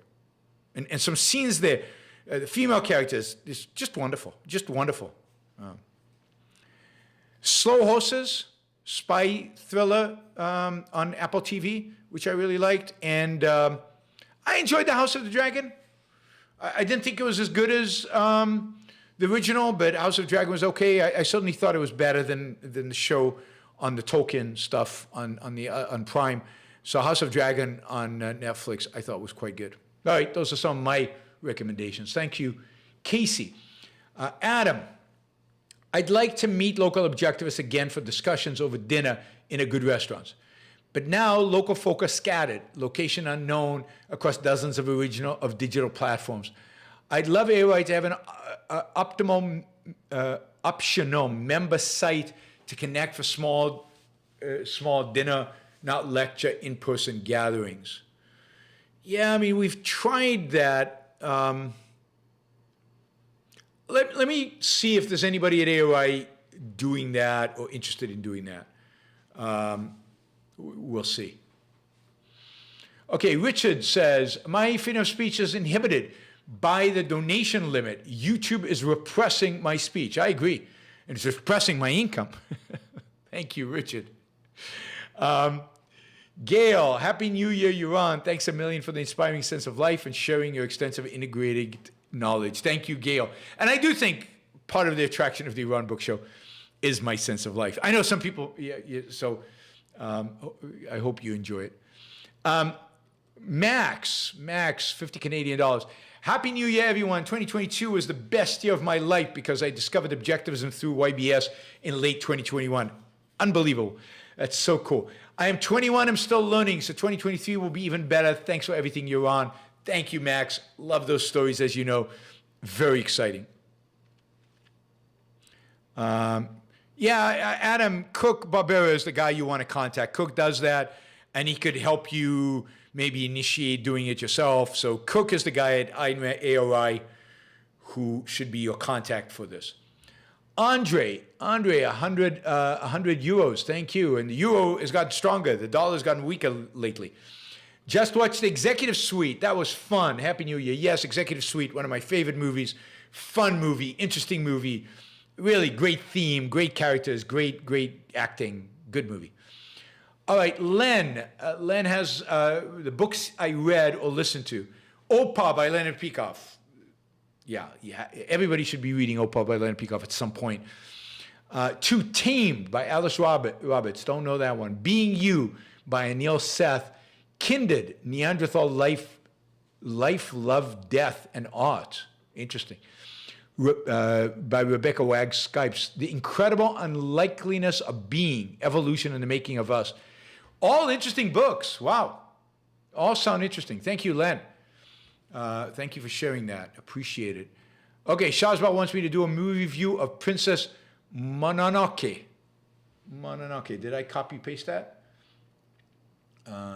Please, wrong page. What's the other page? God, what am I doing? Let me get there. Yes, got Princess. Thank you, Shazbad. Thank you for all the movie reviews you have encouraged me to do, paid me to do over the last year. You've been great. Dan says, hi, Yaron. Thank you for all the great podcasting and everything you do to spread objectivism. Love the morning news shows. They're always first on my list to listen to. Thank you. Thanks, Dan. Really appreciate that. John, momentum trend following investment worked well this year. Thanks for the show. Especially love the short 20, 30-minute segments. Yeah, I mean, momentum is one of the factors that that works if you do it right and you know how to follow it. Certainly this year, it did well for people who followed it. So did a bunch of other strategies. So there were certain hedge funds that did quite well. Michael, who dominates Super Chat over the year, has dominated Super Chat in 2022. All right, Michael says, could you start hosting a yearly dinner or brunch in a different city every year? So all the Super Chatters can meet each other, meet you, meet our future spouses and best friends, and strengthen our network of trust in case we have to become resistance fighters. Yeah, I mean, I've thought of that. As I travel, I thought of doing local dinners for people locally. We could do an annual thing, but it's pretty expensive to fly somewhere just for dinner. So let me ponder it and think about it and think what we could do to make that happen. But certainly, I think one way to do it is, as I travel, try to do little gatherings of the Yaron Brook Show fans, supporters, Super Chatters in the different cities I have over dinner at a coffee shop, something like that. We'll start with that. Nathan, when the YBS show was new, you would regularly take questions by phone calls. Why did you decide to discontinue that? I think because the technology evolved. I was doing that on Blog Talk Radio, and it was they had the phone built into it, and it wasn't on YouTube. Or maybe there was a period where it overlapped with my being on YouTube. But at some point, I dropped Blog Talk Radio, and the new platform for podcasting that I picked up didn't have the phone feature. And it's not obvious how to do it with, I'm sure I could figure out technically how to do it on this. The challenge with talk is that the same people tended to call, is usually the people who are most obnoxious would call. And so if there was a way to do super chat, but that allowed you to call in, maybe one of my technical guys, maybe somebody out there can figure out how we can make that happen. I don't object. Whoa, Steve, thank you. Whoa, really appreciate that. And Lyron, thank you. So maybe we can figure out a way to make that happen. Make that happen, absolutely. Okay, Todd, $500. Todd, thank you. Todd says, short of revolution, what would it take to reduce the federal government to its intended constitutional limited size? Well, I mean, it doesn't have to be a literal revolution. It could be just a slow, steady change in the culture. But ultimately, ideas have to change. There's no way for the government to shrink to its constitutional size without the people wanting that. For the people to want it, they are going to have a fundamental shift in the way they think about the world. So if it's not a violent revolution, it has to be an educational, has to be a philosophical revolution. Something has to change ideologically among the people. There's just no shortcuts. There's just no magic bullet. There's just not something that can cause politicians to advocate for this or for the people to want it, short of a new respect for the ideas of the Founding Fathers. A renewed respect for those ideas. And I don't see where that's going to come from other than from objectivism. Richard, my favorite YB shows were the ones on chip wars. I love that show as well because I love and on biotech, the mRNA vaccines are an awesome technology, and I'm looking forward to future applications. Absolutely, I think the mRNA vaccines are, and I will do a show, maybe a portion of a show later in 2023, debunking some of the stuff that's coming out on the mRNA vaccines and why it's wrong. But in some way, it's such a waste of time to have to do that, but it's so prevalent on Twitter. God, it's everywhere. And it's so easily debunked that it's sad. Sad that those are the things I have to do rather than focus on the positive stuff. Thank you, Richard. I thought those were some of my best shows. Nathan, you once claimed, oh no, I skipped Dan. All right, I finished Nathan, then I go back to Dan. You once claimed that Gates helped the world far more via Microsoft than he ever could by charitable contributions. Could you concretize that claim with specifics? I only have an abstract understanding of that claim. Yes, I mean, I do that in my talk, I think. So Microsoft basically brought a personal computer to every desktop, or every desktop in a country that could afford one. That changed the world dramatically, and that did good for people. People now had access to computing power. And the fact that people had access to computing power made it possible for them to do all kinds of amazing things all over the world. But it made their lives better. So it made the lives, I don't know, of 1 billion people better because 1 billion people bought computers that wouldn't have been able to buy computers if not for Microsoft and Bill Gates, and making it cheap and making it effective and making it user-friendly, to the extent Microsoft is user-friendly. So that's the way, remember, and in this sense, I think this is true of every billionaire, right? Every billionaire in a semi-free market. You cannot become a billionaire unless you sell a lot of goods. Why are people buying your goods? They're buying your goods because your goods, they expect, will make their life better. So when you become a billionaire, when you sell a lot of things to a lot of people, that's happened because they're making their lives better. So you have facilitated them making their lives better. And the richer you are, the more people you've made their lives better. The more people you've impacted, the more you've changed the world, the more you've done good in the world by making people's lives better. Whereas in charity, you can make a particular life at a particular given point in time. You just affect fewer people. It just doesn't have the scope. Microsoft affected every human being's life on the planet, almost. Now, people say, oh, but some people don't have computers. Yeah, but the people in Africa who don't have computer, who rely, let's say, on foreign aid to get their food, how does that foreign aid get to them? Well, what runs the logistics? And how come the logistics are so efficient and so effective at getting the food to them? Because of computers. They're running computers and Microsoft software that makes it possible. And Microsoft software that makes it possible to get so even charity is more effective and efficient because of Microsoft. But much more important than charity, our lives are so much more effective because of the computing power that Microsoft made possible. And not just, and you could go on and on.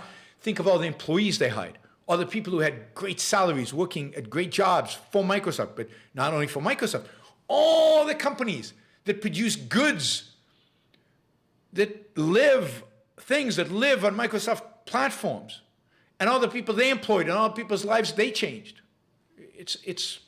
This is a spiral that's almost never ending. And in that sense, I say Bill Gates improved the lives of every person on this planet because he created Microsoft. He'll help a few thousand people with his charity. Maybe 100,000, maybe 1 million, not 8 billion. Thanks, Nathan. It's a good question and deserves more time, but God, I'm way behind. Okay, we're gonna have to speed up, otherwise, and I can't go 4 hours. I maybe can go 3.5 because the anonymous, I promised that I will take my wife out to dinner. I would have taken her out to dinner anyway, but I've got dinner reservations for a fantastic place.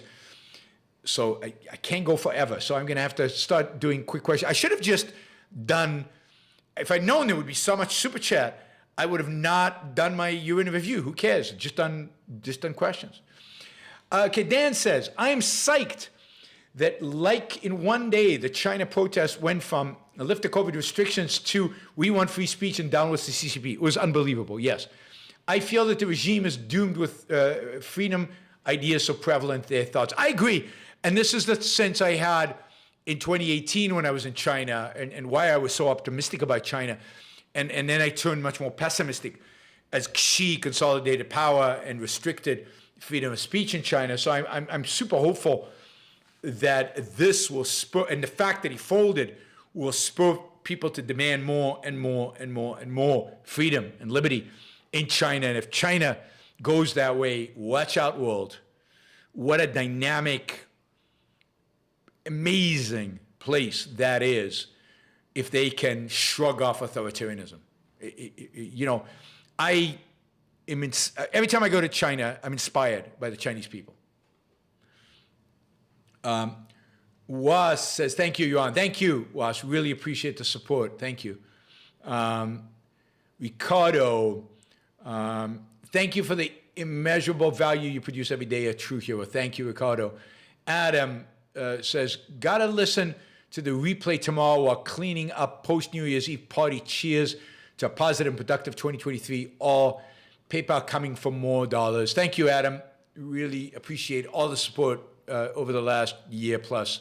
Really appreciate it. Adam also sponsors a lot of the shows, so amazing. Reggie, challenge most philosophical director. The fact that I said it's James Cameron. Andrew Nikolai for Gotcha, The Truman Show, In Time, S1, and The Terminal. Yeah, it's a good debate to have. Gattaca is a really good movie. I don't think it's as good as James Cameron's early movies. And it's definitely philosophical. The Terminal, I think, is limited. It's good, but and the other ones I haven't seen, so I'm taking them down as just suggestions to try out, and then I'll reconsider. The Truman Show I saw, so that is quite philosophical. You're right. Although I think they're all. Let me give it some thought. Let me give it some thought and get back to you. All right, Nathan, back, could the North have more thoroughly defeated the South in the Civil War to help establish the rights of minorities in the South? Did the North allow too much Southern culture to remain during the Southern Reconstruction? Yes. I mean, Southern Reconstruction ultimately was a disaster. The North capitulated to the South and allowed for horrible, backward motion. I think the North could have behaved a lot more aggressively and eradicated the racism, particularly the Jim Crow laws, when they first started, and therefore they wouldn't have then blossomed to the way they did. So yes, Reconstruction turned out to be a disaster, and because of the North's weakness. And it's interesting, what would have happened if Lincoln survived? Ryan says, Yaron, you have convinced me that we all need to speak up more about the tremendous value of objectivism. Good. Brings to life when it's applied. In 2023, I'm planning to be more vocal and speak up about the success stories. Thank you for the inspiration. Absolutely, and thank you, Ryan. We need that. Michael, how do you block out negativity to stay happy? Because there's a lot of people out there who want to see happy people miserable and unsure of themselves. I just don't let it get to me. It don't let it go so deep, as Rourke says in The Fountainhead. It's my life. Yes, some things are out of my control, and some things I can't prevent some bad things from happening. But if those things happen, you just deal with them to the best of your ability, and you focus on the positive. You focus on living. You focus on succeeding. Reggie Wooddog, what would an objectivist church look like? There wouldn't be an objectivist church. You couldn't have an objectivist church. I mean, isn't the Yaron Brook show the objectivist church, right? You can't have one, right? Because that would assume faith, and that would assume everybody in the pews nodding along. And the nice thing about the Yaron Brook show is you ask questions, you disagree, you push back. That's what the equivalent would be. But I don't think church is a term that we can save for in a positive way, to use positively. Jackson, $350. Thank you, Jackson. Yaron, Happy New Year, everyone. Thanks, Yaron, for YBS and exposing me to Ayn Rand objectivism. That's amazing. Looking forward to further engagement and integration of this beautiful philosophy in my life in 2023. Excellent. Thank you, Jackson. Liam, how do people have all the Super Chat money after taxes? Could you imagine how much disposable income and fun we would have without coercive taxation? It is unfathomable how rich we are running on 40% of capitalism, and how rich we would be on 100%. Yes, I mean, taxes is the least of your problems. Regulations and all the controls and the government education, those are much greater evils and much greater drags on the quality and standard of living than even taxation, as evil and bad as taxation is. Kudababa. Thanks and Happy New Year. Thank you, Kudababa. Appreciate the support. Anonymous user, here's what I have left to give you. I wish you a Happy New Year. Hope to see you in Texas someday. I'm going to be in Austin in a few weeks. Remember, Avatar 2 is the best movie of the year. No, it's not. Thank you for everything, Yaron. Exercise, learn, love, and be happy. Absolutely. Richard, Yaron, you did a great job promoting the show. So we saved up so we could help you meet your goals, as you've helped us definitely meet inspired us every day. May 2023 be a million times better than 2022. Thank you, Richard. And by the way, let me just say that even though I hyped up the show and announced it and everything, December, even without the show, is the best Super Chat month ever.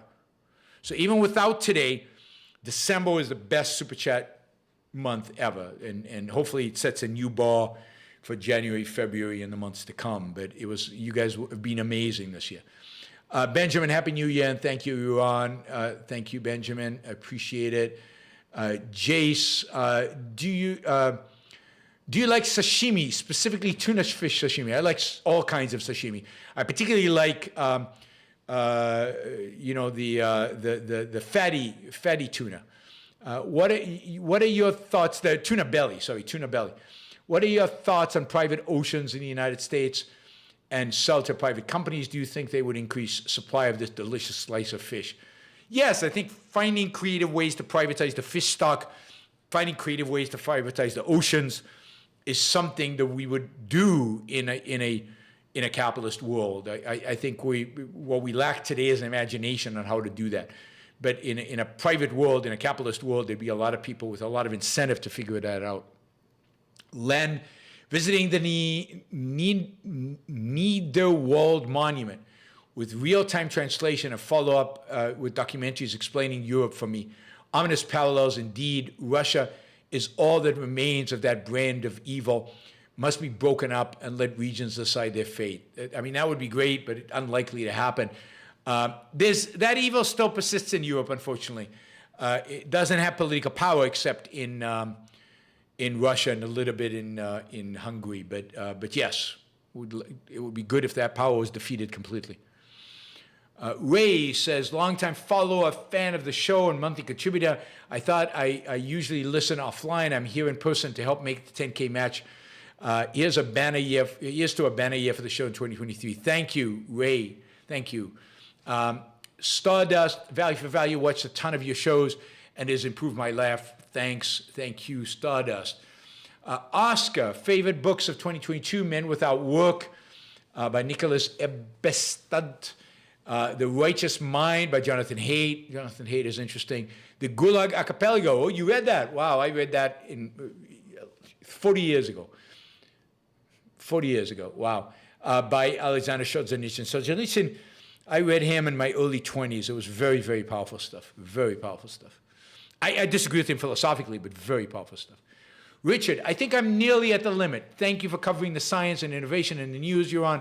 It makes everything worthwhile, and I really enjoy ending on a positive note. It's so inspiring to be alive right now. Yes, it is. Thanks, Richard.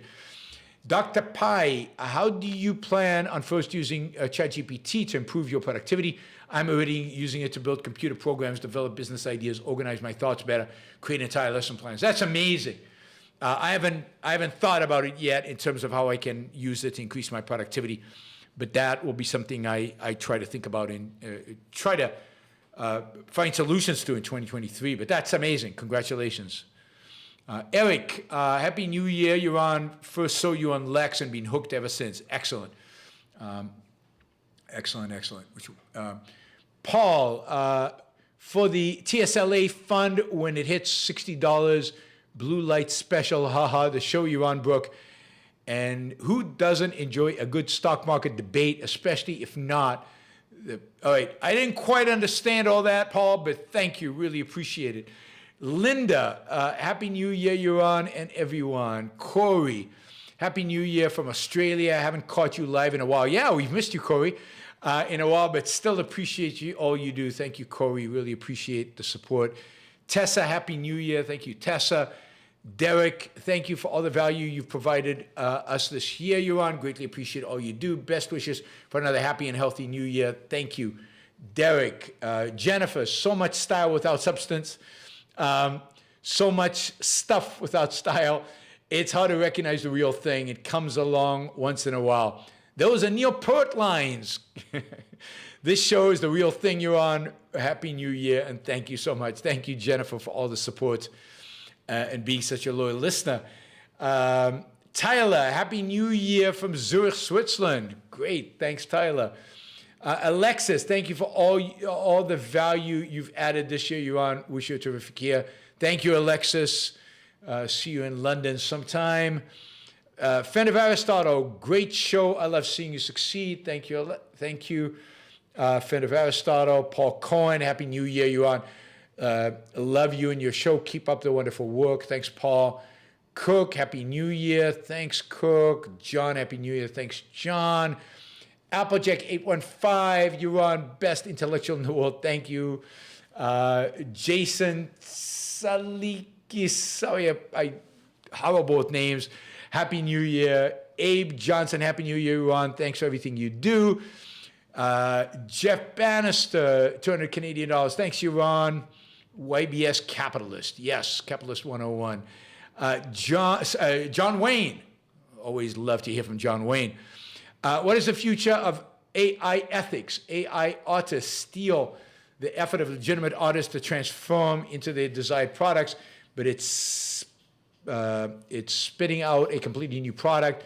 Should laws be amped up, more enforcement, or reinforced? There has to be a way to figure out how to protect intellectual property rights in an AI world. It's not going to be easy to do, particularly given the state of philosophy in the world, but that is something as it develops that's going to have to be thought about and integrated into the AI world. Joe just got here. Thank you for an awesome 2022. I've learned so much from you over the last year. Wish I found you and Ayn Rand earlier, but I'm thankful for a new outlook on life going to begin now. Thanks, Joe. Steve Rogers, keep up the good work. It's making a difference. Thank you, Steve. Lyron Brown, Happy New Year. Thanks, Lyron. Justin just emailed one of my favorite quotes from Atlas. Read if you get a chance. Here's a productive and flourishing 2023. Thank you, Justin. Kmetija, whose name I constantly struggle to pronounce. I apologize for all the time I've mispronounced it. Thank you. Happy 2023, Mr. Objectivism. Owen T, thank you for all you do, Yaron. Thanks, Owen. And Matthew Stroud, I think reading 1984 in school primed me for accepting Rand later in life. Have you watched the movie V for Vendetta? Any thoughts? Happy 2033. I mean, there's a real problem with V for Vendetta, and that's how he treats the woman and how he tortures her. And I don't think that's moral, even for a good cause. So it's a really, really troubling part of the movie. There's a lot to like about V for Vendetta, but that really bugs me and really bothered me about the movie, about the story. Woo! That is the $20 plus contributors. Now I move on to the under $20 contributors. Okay, so we're going to go through these quickly. All right, I think we're good. I said 3 hours. I think we'll do this in just under 3 hours. That's good. We still have 183 people watching live, so people are holding out. Don't forget to like the show before you leave. It helps with the algorithms. It really appreciate it. We probably had 500 people in and out of the show over time, so maybe we can get that up to higher than the 239 we have it right now. Cook says, Happy New Year, Yaron and fellow Yeronimos. Thank you, Cook. Kathleen, who's a member, quietly supporting you from afar. Thank you, Kathleen. Whoops, what did I do? Action Jackson says, can you offer positive masculine role models as alternative to Andrew Tate asking for a friend? Sure. Let's do a show on that. A show on positive masculine role models. By the way, movies are a great place to find positive masculine role models. Role models generally. Art is a place to look for that. So I will think about examples in art that we could do a show around. All right, Mr. Remorteless, congrats on another year, Yaron. You've inspired me with reasoned arguments for why living to the fullest is important. Much love from down under. Yeah, I mean, we got a lot of people supporting the show from Australia. It's great, and Canada. Have you expanded your staff since 2017? Yes. I didn't have Action Jackson. Miroslav now is, I guess he's volunteering for us. Angela has been with me forever, so she's been here since 2017. But yes, if we take the next big step forward, maybe I can get somebody who can help on some of the technical sides and scheduling and a bunch of that. Thanks, Finn Harper. Cook, thank you, Christian. Happy New Year. So that's for Christian. Apollo Zeus, a general question of your understanding of psychoepistemology. God, that's a complicated question for this late in the show. I mean, psychoepistemology is basically the relationship between your conscious ideas, your conscious thinking, and your subconscious, the content of your subconscious and your emotional and your emotions. So it's a connection between your conscious and subconscious how the subconscious affects your conscious thinking. It's how you draw on your subconscious for information, for data, for memories, for things like that, and how you use that. But it's Harry Binsoy has a great course on that on Ayn Rand University that you should listen to. You don't have to take it live; you can just listen to it. All right, Dave. Beginning next year, increase your Pilates private lessons to 5 times a week. Do an hour first thing in the morning. You will easily live to 110. Pilates is so good for your organs and bone density. Pilates is good, but 5 times a week I think is too much. And it doesn't satisfy my need for cardio. And I worry that there's too much repetitive motion, that I'll get knee problems if I do it 5 times a week. And it doesn't really build strength and muscles the way lifting weights can. So, or at least I find that, for example, on legs, I'm using the max springs on max settings, and it's not enough. All right. Let's see. TV series. The Peripheral on Prime, Foundation. Foundation was good on Apple. I enjoyed Foundation. And Mr. Brain on Apple. Okay, I'll have to try Mr. Brain and Peripheral. Thanks, Len. Ian says, top TV shows. Expanse. Expanse was good. I love Expanse. One of my favorite shows. House of the Dragon. I liked House of the Dragon. That made my list. And Gilded Age. That made my list. We talked about earlier. And I would add Andor, the Tourist, Old Man, English, and Slow Horses. For what it's worth. Marilyn says TV, Ted Lasso. Yeah, Ted Lasso was fun. I enjoyed Ted Lasso. Absolutely. Jason says, the only media worthwhile, in my opinion, Top Gun, Maverick, and then I know YB is no big fan, The Batman, and Better Call Saul. I'm not a fan of Better Call Saul, and I haven't seen The Batman. And yeah, Top Gun, Maverick was fun. Not a great movie, but fun. Certainly fun. I mean, full of plot holes, right? Gurgali Xomos, slaughtering a name again. Thank you. Thank you for your work. Really appreciate it, for the support. Frederick, greetings from Stockholm, Sweden. This is a minuscule amount compared to the value you provide me. Thank you. Every amount is appreciated, Frederick. Jeff became a member. Thank you, Jeff. Fred Harper. Any chance someone at AOI will reach out to Microsoft in an attempt to help them win their antitrust case? I'm sure they could help out and make a big change. Their odds are better with AOI support. We have tried over and over and over again over the years to try to protect Microsoft and other companies from antitrust. It's very difficult to get their attention. And to get this support for you supporting them, because they don't want to be associated. What do the justices think the Ninth Amendment means? I don't know. I really don't know. All right, Frank says, best movies, The Outfit. The Outfit was good. It was about the tailor, right? The Outfit was good. Top Gun was good, fun, shallow, fun, full of plot holes. Fall, can't remember. Death on the Nile was good. Bullet Train seemed silly, so I never watched it. Fablemans was very good.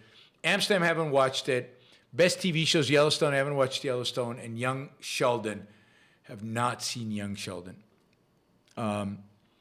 Steve Kreisman, do you think the downfall of Donald Trump will also be the beginning of the end of conservative nationalism? I don't know, and I fear not. I fear that it actually will make conservative nationalism more powerful, because Donald Trump was a pragmatist. He didn't really believe in anything. They believe in something, and to the extent that they become more powerful, it's very dangerous. I'm not sure if they become weaker or more powerful. Anonymous user, best movies, Top Gun, Bullet Train, and Avatar 2. I'm not going to see Avatar 2, but I hate it already, even not seeing it. Top Gun, again, was fun, but shallow. Bullet Train, I'll see it. Okay. I can't believe that, it's not going to make one of my top movies, I don't think. YouTube channels, 1 YBS, 2 Lex Friedman, 3 Denz Davidov. I don't know Denz Davidov. I'll have to try that. Try to seek him out. Vladimir, remember to like the show. Yes, remember to like the show. Don't forget to like the show, guys. The Surreal Truth Are there any other objectivist channels on YouTube you could recommend besides the obvious ones? Your content is great, but where is everyone else? Well, I mean, there's a bunch of people out there, so I would follow the ones that you like. Certainly, you should be following the ARIs and ARC and all the different ARU and all the Ayn Rand different channels that are out there. Anonymous user says, was your civil engineering degree worth it? No. I never used it really, except for 1 year. But I enjoyed it, and it was good, and it set me up. I could have done a variety of other things. It's not nothing special about civil engineering in my life. Michael, would you consider going to space, but not an astronaut, not being an astronaut, but just going around the Earth a few times in a view? Yeah, I would. I wouldn't pay $1 million for it, but I would. Friend Harper says, if it's not inappropriate to ask about or for you to share, who are the top 3 donors in monthly contributions, or at least the dollar levels at the top 3 donors for the monthly contributions? I'm not going to give names because I don't think that's appropriate, but this year, the Yaron's Rules for Life was sponsored by someone who gave $1,000 a month, and on top of the $500 he already gives. So it's $1,500 a month for the last 12 months. I mean, we've ended that series. It's not going to happen in 2023, but in 2022, he was by far the largest donor and then supporter. And then there were a number of people who give $500 a month, maybe 1 or 2. And then there's a bunch who do $250 a month. So those are the biggest supporters on the a few $500 and then a few $250s. Fred Harper, most likes on a single show this year. Ooh, I don't know how to check that. I'll have to do some research and get back to you. Fred Harper, I listened to 28 audiobooks this year. Wow. Some of them twice. A lot of books recommended by you and ARI podcast. I get 8 hours of headphones a day while at work. Shout out to factory workers. Cool. It's one big advantage of being a factory worker. Equal to reality. To a new year, I would give more, but I'm saving for my 30th. Completely understand. Appreciate the support. Andy Black, Happy New Year. I just wanted to show support for the show going into the next year and maybe add in a plug for C. Bradley Thompson as a future guest. Is that planned? I think my assistant has reached out to him, so it's definitely planned. I don't think I've heard from him, which is a little unusual. But yeah, at some point, I mean, for the Thursday interview shows, absolutely. Paul says, what is the moral status of ad blocker? I don't see any problem with it. It's not, it's part of everybody using it. It's not illegal. It's not something that the ad people don't know exists. It's not, it's part of the calculation. Paul says, the only thing I don't like about AI productivity revolution is that it will increase productivity so much that we'll be able to print the money to monetize the debt without causing price inflation. Maybe we will see. We will see if they can pull that off. Let's see. Andrew did a $20. I didn't even notice. The ocean view of your apartment from your home tour was quite impressive. What is the value? What is its value to you? Does it go beyond aesthetic to inspirational? Yeah, it's definitely inspiring and it's calming and it's very emotionally satisfying, the ocean view. And I had a dream, I've had a dream most of my life to live on a cliff above the ocean. And I don't live on a cliff above the ocean, but I do, and there are not a lot of waves crashing below. But I do live on a 10th floor of a condo right above the ocean, and that's pretty cool. And it's beautiful. And you know, a lot of my life growing up, I lived with a view of the ocean. So this is home for me. The view of the ocean is part of being at home. And it's a real value to me. It's important. It doesn't mean that I always have it, but it's a lot of fun to have it now. Apollo Zeus says, Happy New Year, everyone. Thank you, Apollo. Jackson says, thanks, Yaron, for visiting my alma mater, IU Law School. Absolutely. University, that was Indiana. This year, did you debate a particular person? IU needs objectivism. No, it wasn't a debate. It was just me talking. It was good. Finn Harper says missionary position is Mother Teresa. That's right. That's right. I read that a long time ago. It's what's his name's book? But yes, it's excellent. Everybody should read Missionary Position about Mother Teresa. God. Paul says, Yaron Brook, you should do live hangouts for reviewing shows. Live hangouts for reviewing shows. I'm not sure what that means.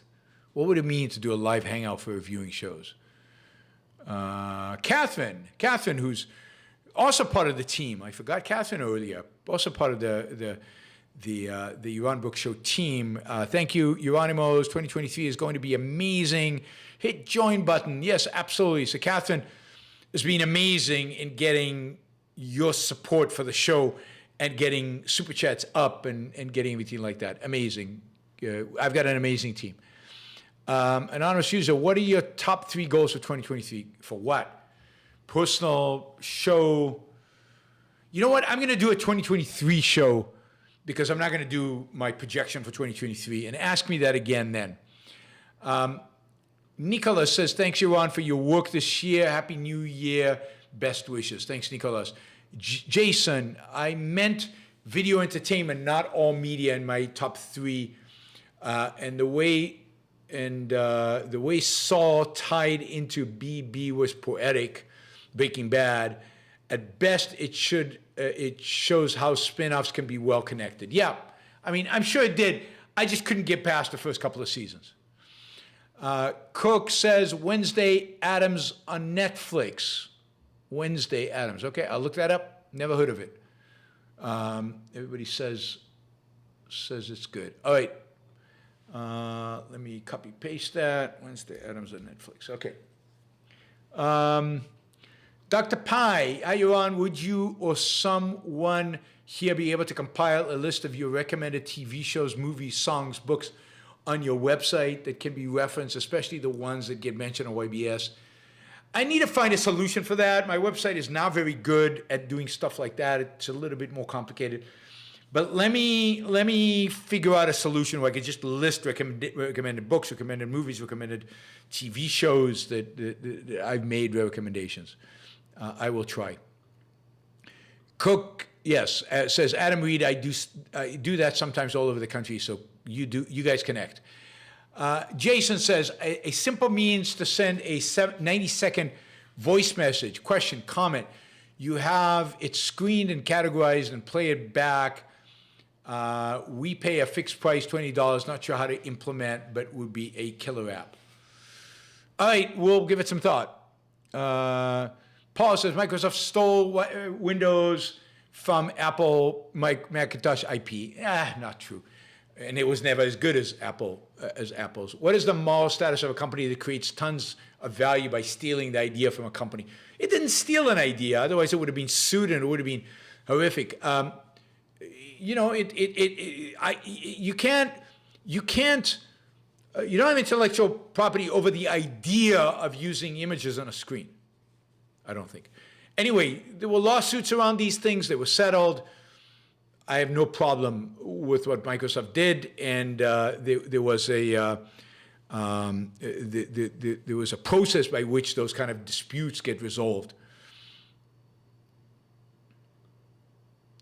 Apple didn't lose because Microsoft copied it. Apple lost because Apple was a closed system, and because it was a closed system, it was too expensive.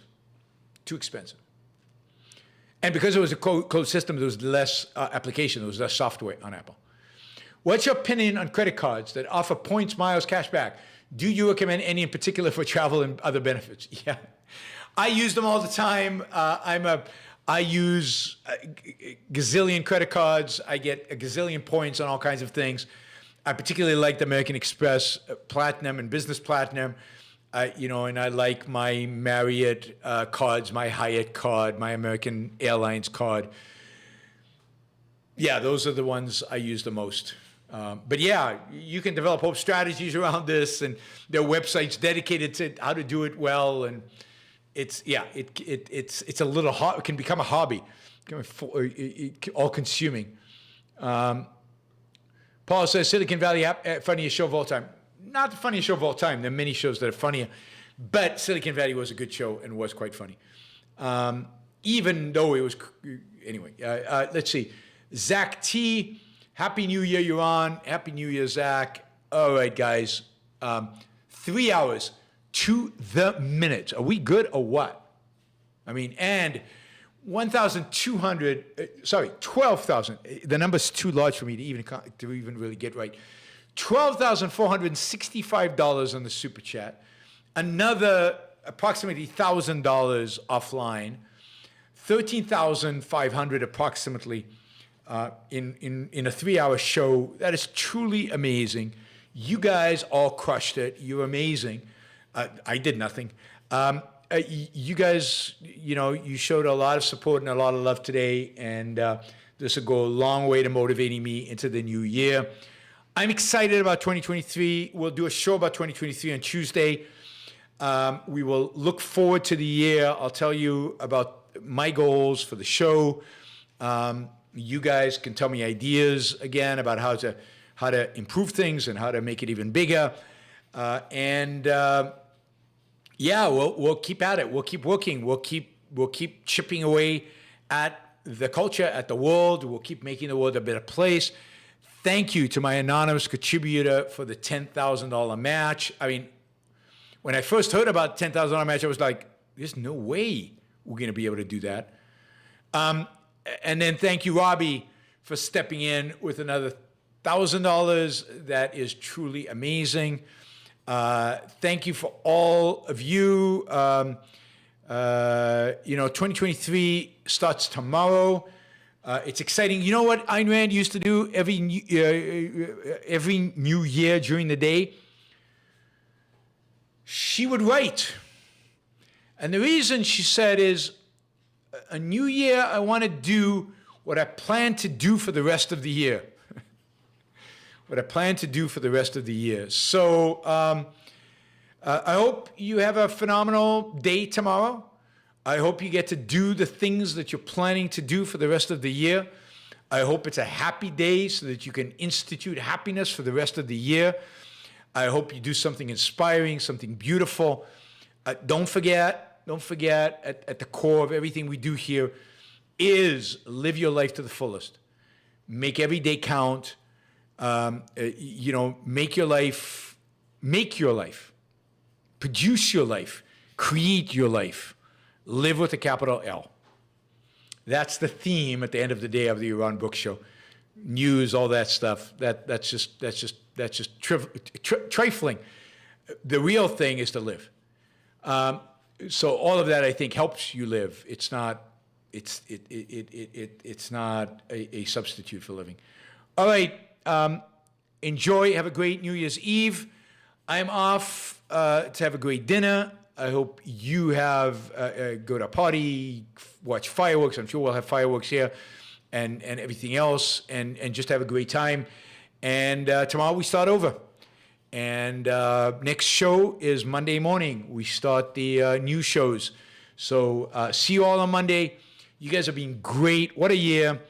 And 2023 is going to be even better. Even better. Have a great night, everybody. Have a great, happy new year. Here's to a fantastic, happy, prosperous, amazing 2023. Bye, everybody. And thanks again to Robbie and Vonda and to my anonymous donor. Thanks.